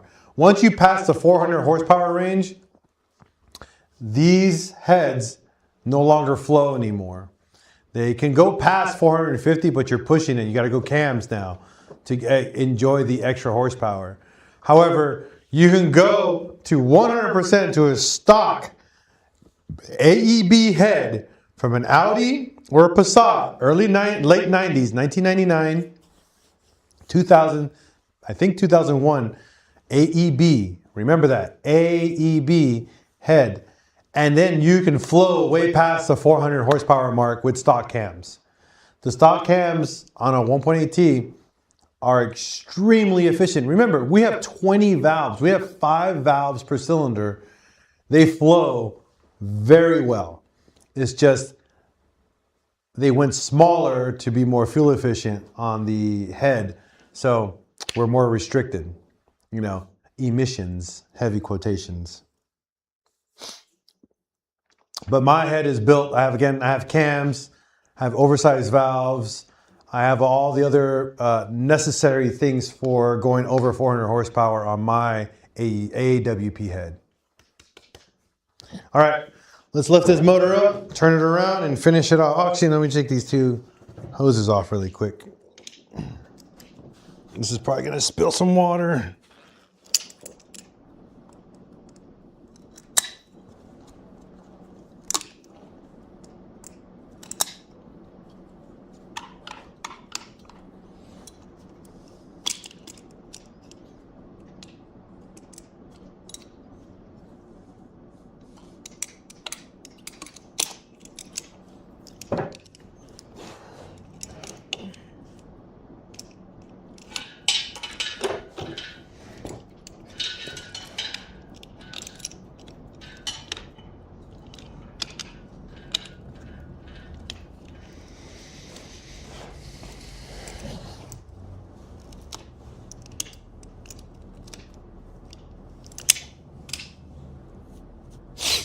Yep, I still have Filbert, man. He's still here. He has not left the chat yet. Filbert is still around. He's actually being reborn or rebuilt, I guess. Not I guess rebuilt. I guess you want to call it rebuilt, right? I don't know. I just reworked, refreshed. Filbert is being refreshed. So, Brandon, if you're just tuning in, check out my new playlist. PincheAl's Garage, a new beginning on my YouTube channel.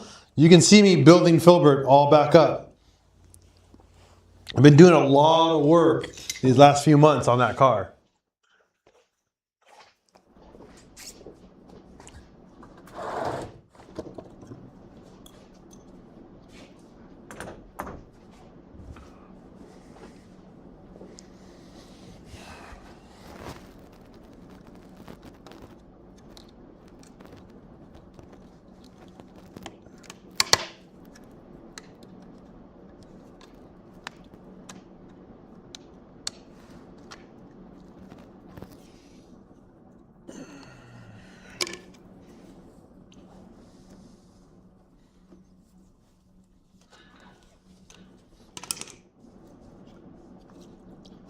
More coolant. Yay, all the coolant.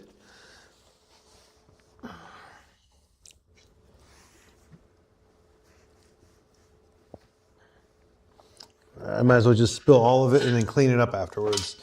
That's why we have a shop. That's why we have a epoxy floor.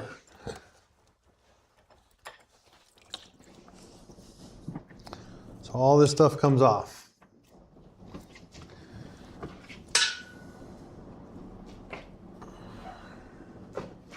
All right, we just need 2 10 mils and then this whole coolant system can come right off. I will help Al while he's working. Guys, subscribe if you're a fellow dubber. Yeah, man. Thank you. I appreciate that. Yeah, please subscribe, like, follow. I love this. This is how communities work. We grow together by helping each other out, asking questions and all that stuff, and answering questions together. That's what it's about, man. I appreciate that, Volkswagen. Super dope. Thank you. All right.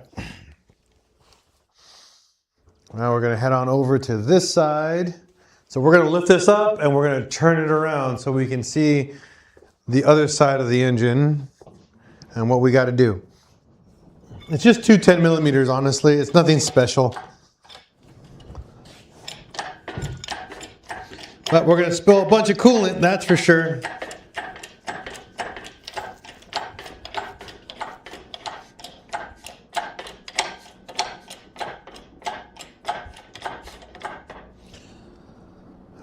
Which way to rotate? This way.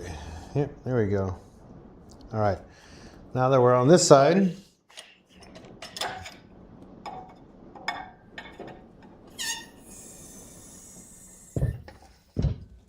there we go. Nice and easy. Easy squeezy, lemon squeezy. Easy peasy lemon squeezy. That's how it goes. All right. So we have a 10 mil right here. And we have a 10 mil right here to take off the coolant flange on the head.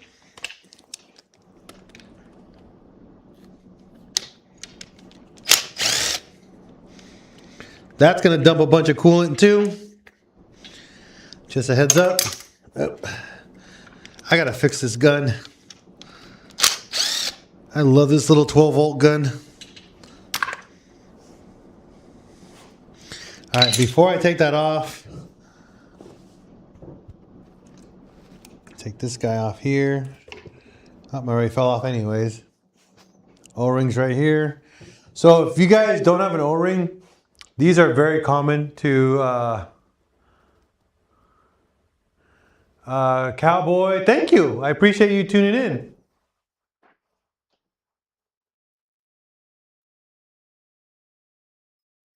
Well, I appreciate it, Cowboy. The goal is to be live streamed 3 times a week. Try to do 4 times. VR Silver. I know, right? I knew you were going to pull it. It's so much easier to pull the motor. You don't understand. It's so easy. Hey, get it. Shh, go away. Don't pull the cables. Get it. Shabribri. No. No, Shabribri.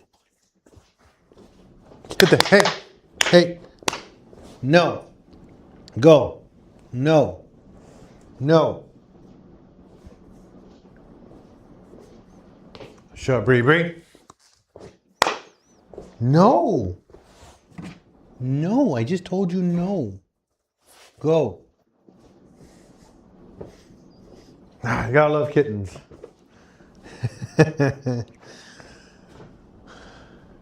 So what injectors? So I run 880cc injectors.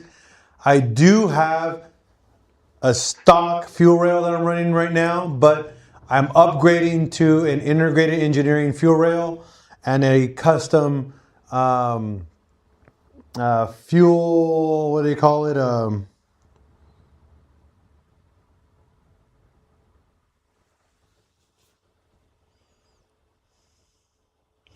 Do you think that water pump's leaking by now? I mean, it's been leaking for a minute, but it's not a water pump that's been leaking. It's been all the other stuff that's been leaking.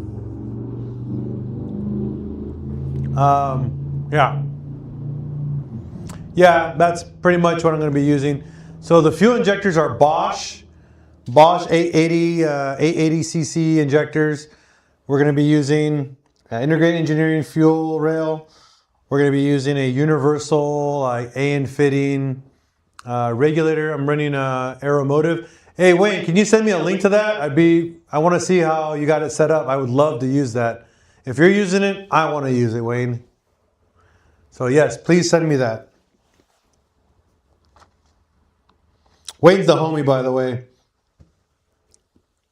All right. I'm getting too distracted. I got to take off this hose right here with the Phillips, with the Felipe.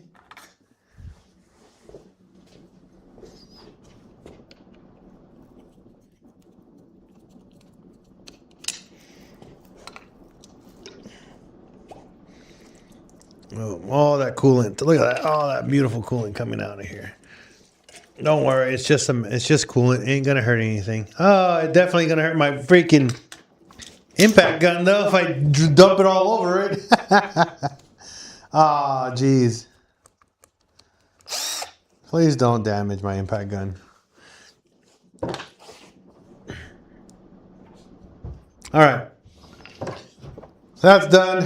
So you'll notice all the coolant lines are gone. Manifold's gone. The front end of this is gone. All that's left is just transmission. Everything else is done on this guy.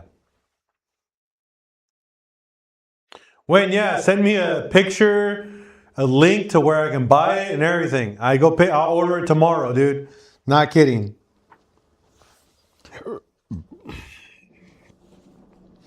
I just gotta pull this oil line really quick, and then pull the transmission, and we're done. And then we're gonna call it a night after that. Oh, coil packs.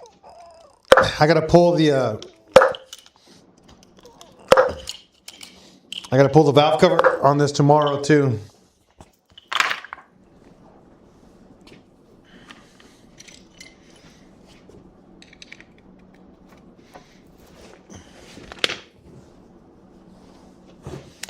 And then I gotta clean my floor all over again. I just mopped everything in here. So annoying.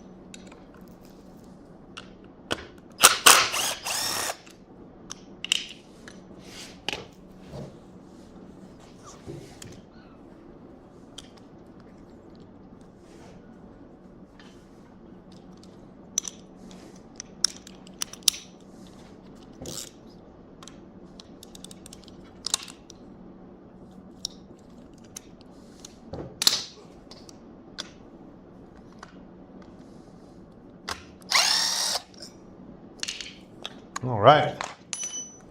This plate is now removed. So now I'm gonna give you guys a little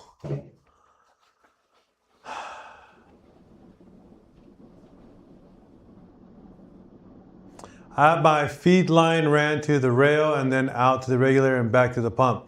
Yeah, that's kind of what I want to do too, Wayne. Kiddies, go away. Hey, Shabri.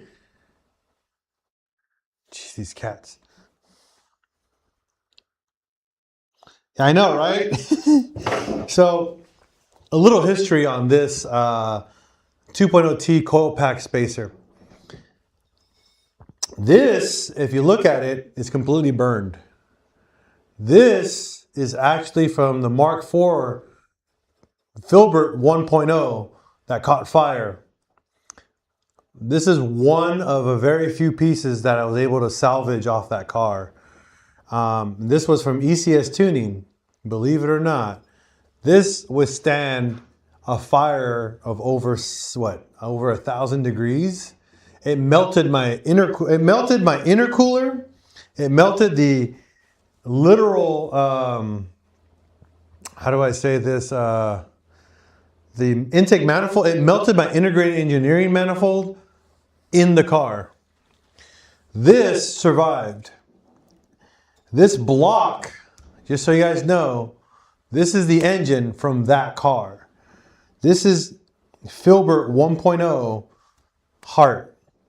I tore this engine apart, sent it back to the machine shop, got it rebuilt, went bigger, went gnarlier on this motor. And I had to because that was my first big turbo build that I thoroughly went through it 100% all the way in and out of it. And I had to save it. So this engine here is from my very first big turbo build on YouTube. And I was very, very happy and proud of this engine. This engine has survived so much. This engine, just so you guys know, has over 400,000 miles on it, okay? 400,000 miles on it. However, the rebuild on this motor, the rebuild, because it had a second rebuild done on it after the fire. The second rebuild, we got, I think we got 50, 60, yeah, 60, pretty much where we're at right now is like 60,000 miles on it. I can't remember, it's either 50 or 60,000 miles. It's been so long. Again, it's one of those things that this engine stays in my family. This engine stays on my channel until my dying day. This is my heart right here. This is my automotive heart, you know? And I love it. I love this little motor. And that's probably why I'm still really, really, really attached to the 1.8T engine. It survived a fire. It survived a fire, and it's gonna keep going. I'll tell you that. Got me a little emotional there. That was a very rough time when I lost that car.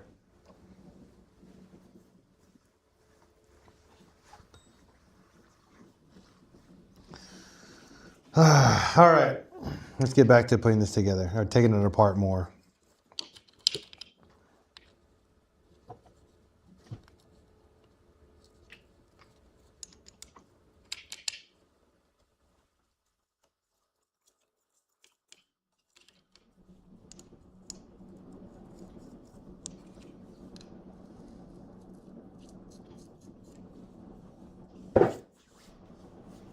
I appreciate that, cowboy. Appreciate, oh my, hey, guys. Yeah, exactly. Leave the cable alone. You're gonna cause a problem. These cats are insane. All right, so this is all removed.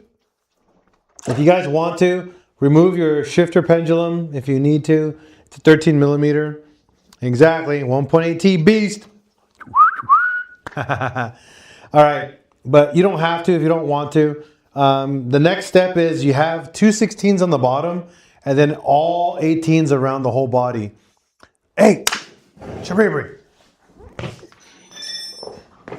No, we don't touch the cable.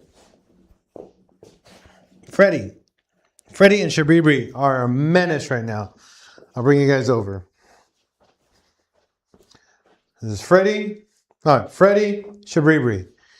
These are the kitties that I adopted. They pretty much they were born in my 1971 VW bus. I gave two other kitties to my niece. She has a farm and she wanted two barn cats. So they ended up taking two of them.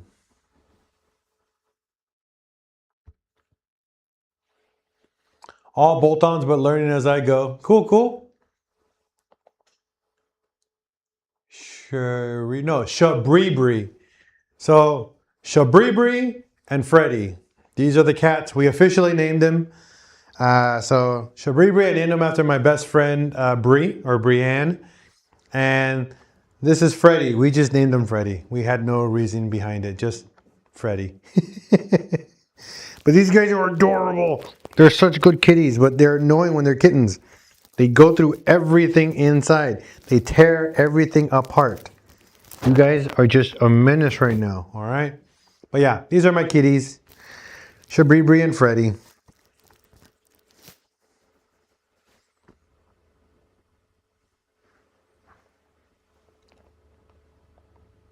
Thank you, Wayne. I heard the message. So thank you. Let me go put these guys in their cage for now. They're tearing stuff up. You guys aren't listening. You aren't listening at all. You guys are gonna meow like crazy, but it's okay. I do it because I love you. I'll let you guys out when I'm done.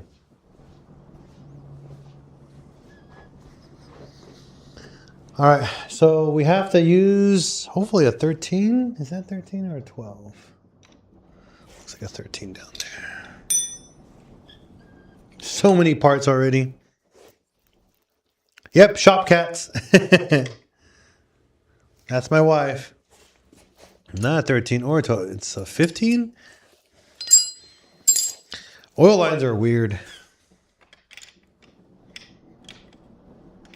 It's a 14. It's a 14.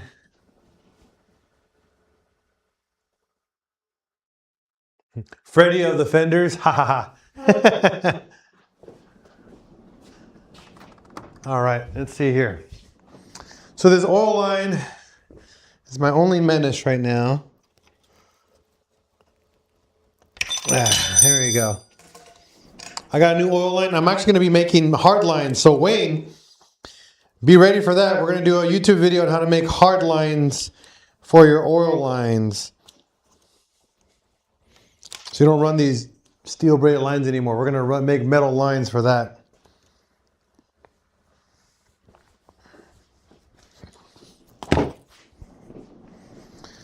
All right, next step, we're going to lift this motor back up and we're going to unbolt the transmission. All that coolant spilling out, all over that.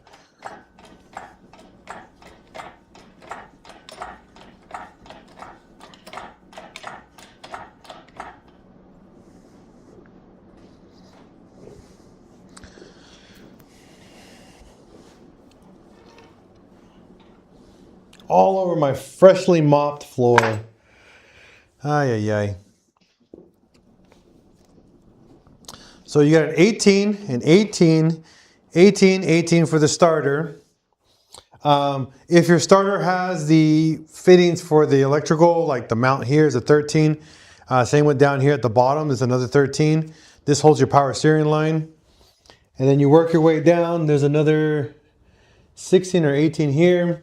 And then the ones underneath the bottom on the bottom of your transmission, those should be 16s.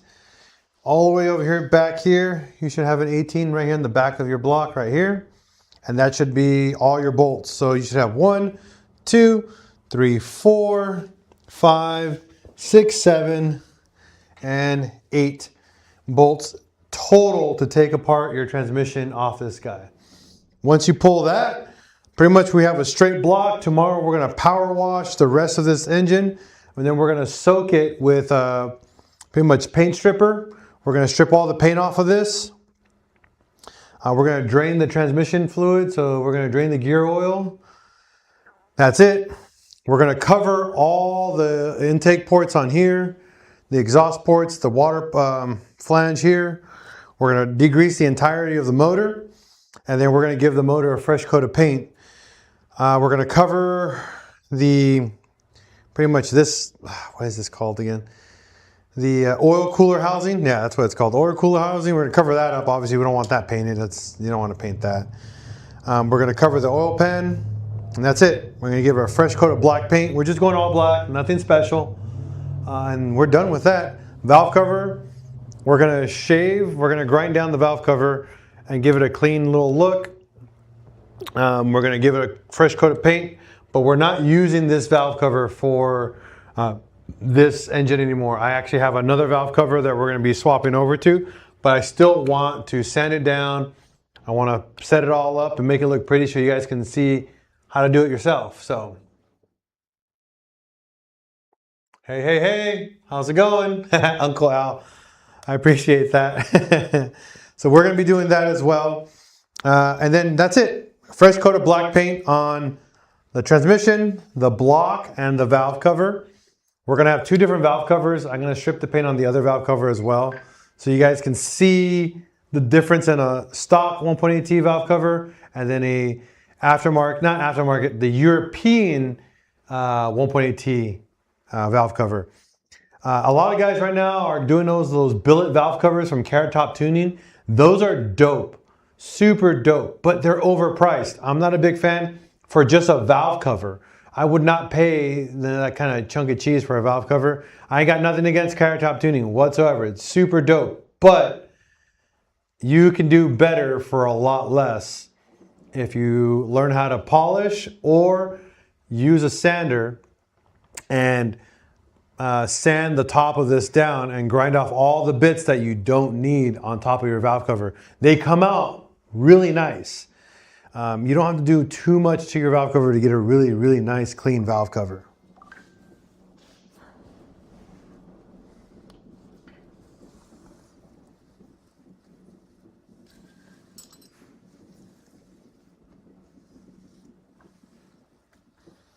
Let me go strain these really quick before we take everything off. There's a lot of coolant on these hoses, on these rags.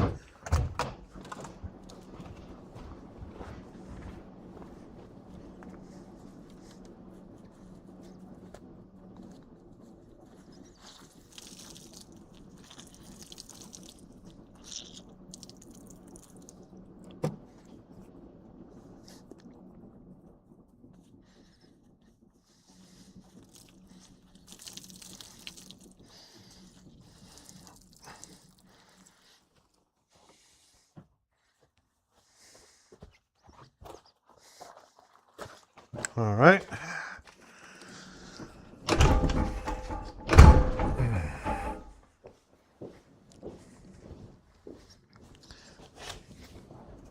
There we go.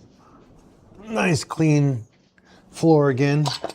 Don't know for how long, but not for tonight. I mean, for tonight, at least it'll be cleaner than what it was earlier. All right, cool. There we go.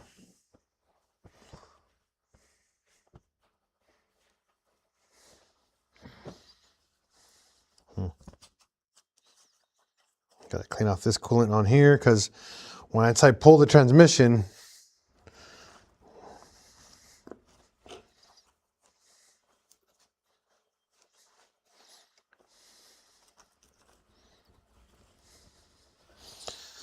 I don't want to spill coolant all over my floor again. All right. If you want to, you can leave this on here or take it off. This is the motor mount bracket for your transmission. It's not needed to stay on, but you can just leave it on. Have a good night, Volkswagen. I might have been too late for that.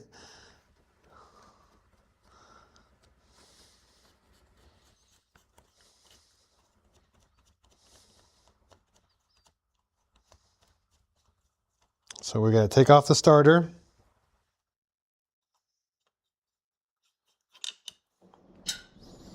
The starter uses two 18mm bolts, super quick. The top of your transmission uses two 18mm bolts. I would leave one in, just break it loose, and take everything else off around the transmission. Do not take all of them off on top. If you're having the engine like this up in the air, you run a risk of it dropping. So don't do that, guys. Be safe. And the easiest way of doing that is leaving one bolt here. Just break it loose. Once you've broken it loose, you put a 2x4 on the oil pan right here, on the front of the oil pan down here at the bottom, right next to the transmission. Put the engine all the way down. What's going to happen? It's going to sit, and it's going to sit at an angle like this. And then you can grab everything and pull it out.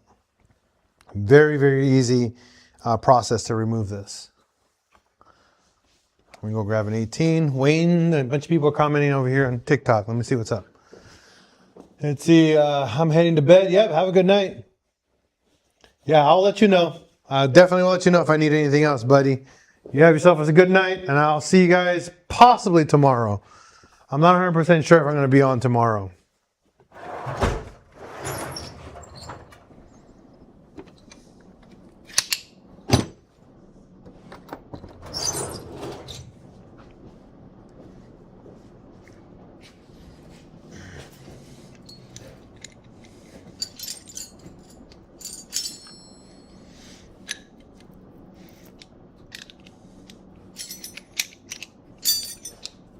All right. So like I said, there's an 18 right here in the back of the block, or back of the transmission, I guess you want to call it that. I don't know. No extension. This one's a little hard. But you can get it. Banging, always having fun, brother. Always having fun.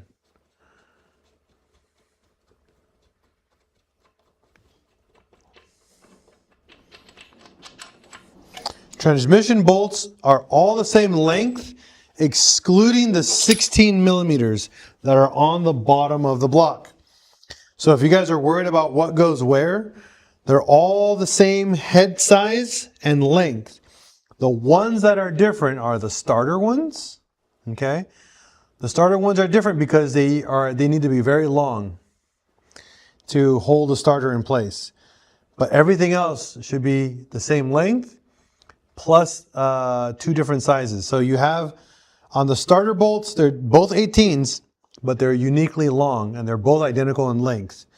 The 3 18s on top of the block, on top of the transmission. So 1 here, 2, and the 3rd one here, they're all the same length. There is a unique 18 if you're running all the factory wiring. This 18 right here, that sits right here in this part of the transmission, this guy has a stud sticking out of it. And that's for your main ground wire that's on your transmission to the body. So it's called the body ground wire. And that's where the engine grounds itself from here to the chassis. Now, I moved mine down here to the bottom by the starter. Okay? You guys don't have to do that, but I did that. I hit a bunch of my wiring, so I wanted to hide that wire as best I can without doing a whole wire tuck. Not engine tuck, a wire tuck. Wire tucks are super dope, but they're just so time consuming. I don't want to do it again. I've done 2 shaved engine bays and full wire tucks. It's just so much work to do. And there's no true benefits to it besides how it looks. Mobile sewing. Still en SD? No, fool. Me moví, me fui. Ya vivo, I live in Arkansas. But mobile sewing, I know who you are. Are you going to be at Black Star in June? Black Star Campout? Because I'll be there. But it's going to take me 3 days to get there, though. It's a 1,700-mile drive from my house. All right, so that's done. Like I said earlier,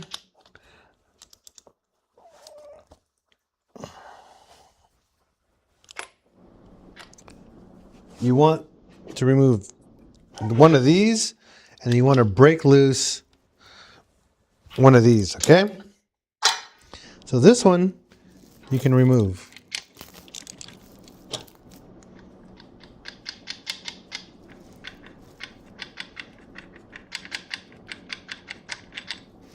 Okay? This one, leave it there, okay? Leave this big 18 chilling there, okay, guys? Just leave it alone. You don't need to touch it.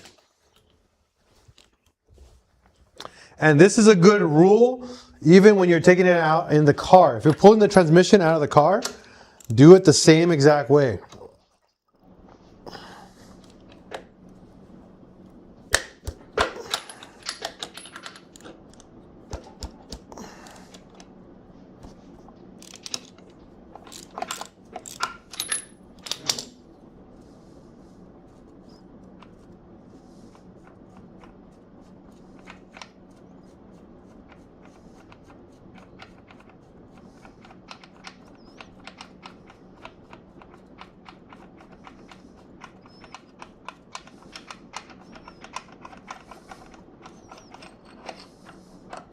Okay.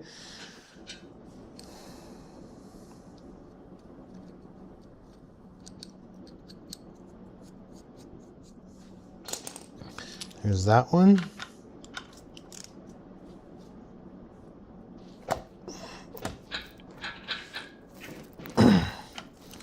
Son of a biscuit.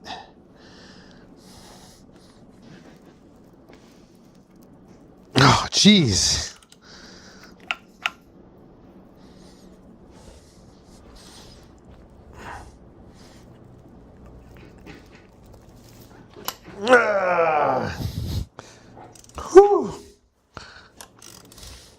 That went on there too tight. These should not be on there that tight.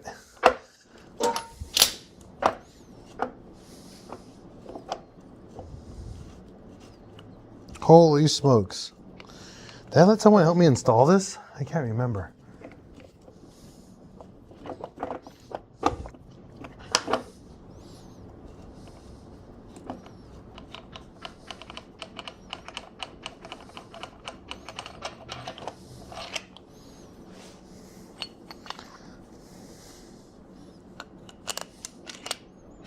Okay, starter now removed. So 4 bolts out of the picture. All right, guys. Now you have one down here at this corner. Right here. He's the 16. So now they're all 16 millimeter bolts that are coming off the transmission.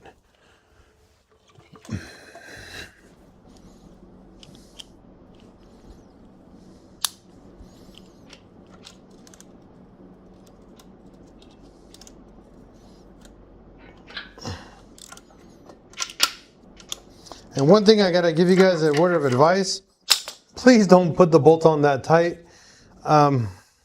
because you're also bolting onto aluminum. You have a huge risk of cracking that pan. So if I did put this on this tight, I am sorry to myself and to my viewers, because you're not supposed to put them on that tight. So it could have been me, or it could have been my friends, you know, and we came over and we're like, hey, let's work on my car. And then we worked on my car, we did a clutch and all that. I don't know. I used to have friends. I ain't got nobody now. Just all by myself in Arkansas. But you know what? I'm okay with that. Kind of. Ay, come on.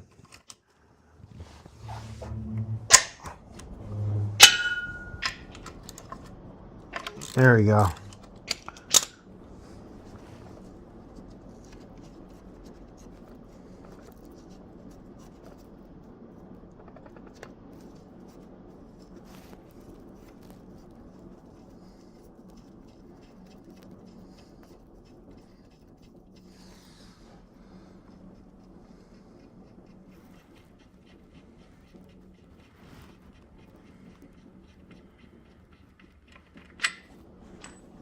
There's the second 16. And then we have a third one right down here.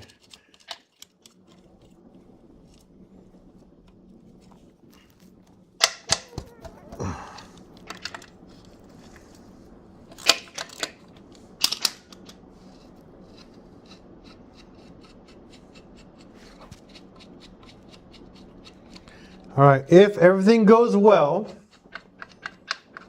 your transmission still should be pretty well attached. Okay? And this is where you set up your 2x4 underneath the transmission. Well, not transmission, underneath the oil pan. Kind of right there. So remember, you got to have the engine tilt sideways like this.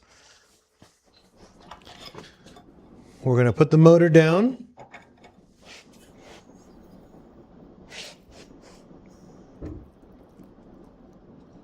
You want it to tilt back like that. Just like that. Okay? That way, when we unbolt this transmission from the block right here, the last, I mean from right here, which you can see, it's coming right off. Okay? That's it. Get your hands a good cleaning. All right? I thought this was loading screen for a second. All right. We're going to clean our hands. If you have anything really clean, like without residue from other stuff, just clean your hands as good as you can. Now, you can grab it from here. You can grab it from here. You can grab it from here. But everything you have to do, when you do it, you pull kind of this way. Got it? Don't want to showing that. Tying that sucker up. There we go. All right, so again, while we're watching this, you're gonna see here, you can use the alternator, the starter port. You can use this bracket to help you pick it up. You can use the rear axle cup or the back end of the axle to yank it out. Do not twist until you're unmounted from the actual block. There's 2 dowel pins in there that are kind of like they guide the transmission for pulling out. And if you twist too hard, you're gonna bend them or you're gonna yank them out with it. Got it, guys? I'm gonna bring you guys close. Right there. All right. Here we go. The floor is super slippery because of all that damn coolant on the ground. So I'm gonna grab from here and here.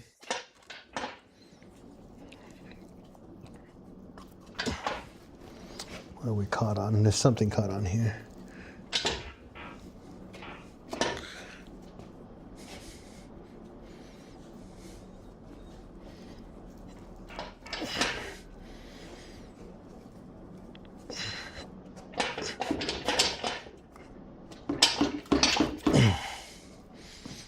All right, it's not allowing me to pry it off. We're gonna have to do a little bit of prying slowly from the housing right here.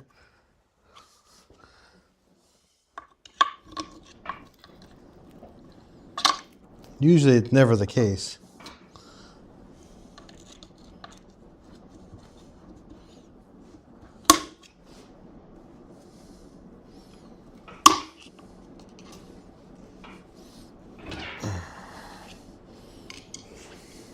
What's giving me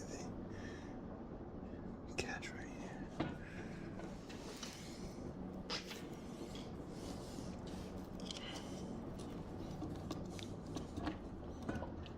Oh, you know what it is? Stupid, didn't catch that. It's because the block is sideways.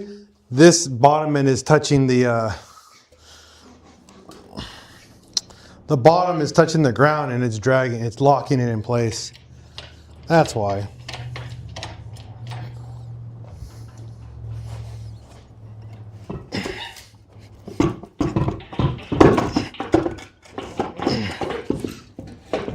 That's why.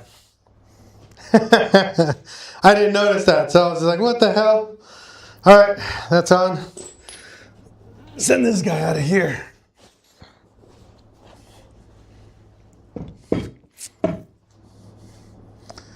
All right. That's my 1.8T completely torn down. We're gonna finish it off tomorrow, put it all back together, and then get it back in the car. It's not gonna look like this anymore after this live. I don't know what I'm gonna be doing for, the new live that we're gonna be doing is, how do we say, not tearing more anything apart. The next live is gonna be all about putting it all back together and getting the turbo set up. So hope you guys enjoyed this.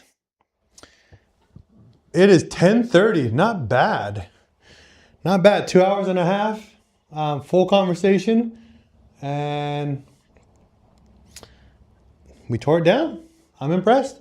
I could do a lot faster than that. I mean, there wasn't that many parts, but I wanted to take my time and be live with you guys at the same time, you know, conversation. We keep talking about this, having conversation. It's all about the conversation, right? So the motor is now officially just to a straight long block now. We just have a full long block.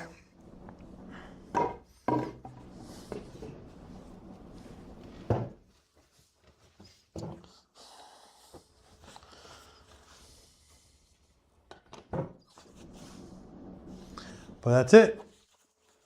If you guys have any questions before I call it a night, please comment. leave a comment or ask. On top of that, while you're watching, before I say goodbye and good night, ooh, let me see if I get you guys over here. There we go. If you enjoy this content, if you enjoy my content, give me a follow.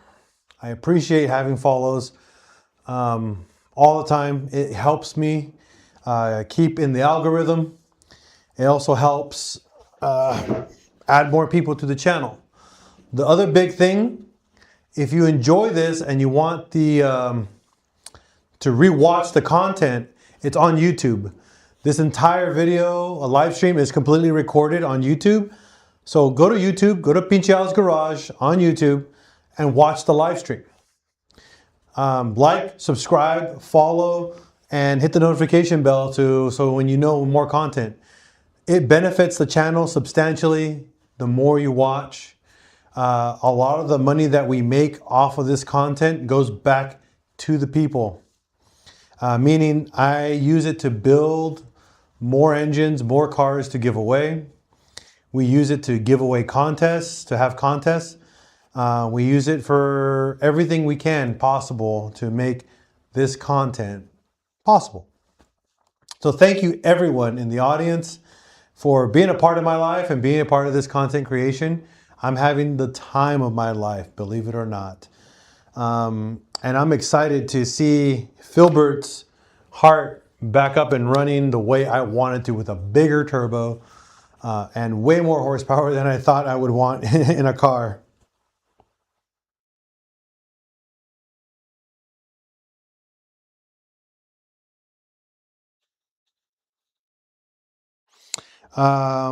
Anthony, how can you tell if the OTJ reverse is going out? So when you put it in reverse, and if you're driving and it like trying to go in reverse and it pops out, the synchros are failing pretty much. The synchros are rounding off and they're pretty much on their way out. It's the easiest way to find if your reverse is on its way out. Good question. Good question. Thank you for that. Everyone, thank you. I'm going to call it a night. It was a long 2.5 hours, but I enjoyed every minute of it. If you guys want to rewatch this content, again, head over to my YouTube channel, PincheAls Garage. Like, subscribe. The full live of this teardown will be up on my channel tomorrow morning. Hopefully morning/afternoon. It takes a while to process a really long video on YouTube, so hopefully it's sooner than later. All right. Thank you, everyone. Have a wonderful night. Be safe out there. And as always, here at PincheAls Garage, we're going to break, definitely going to fix, and repeat.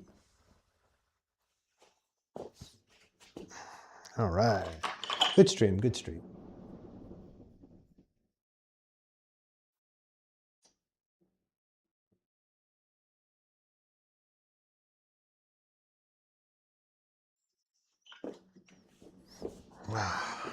Definitely enjoyed that.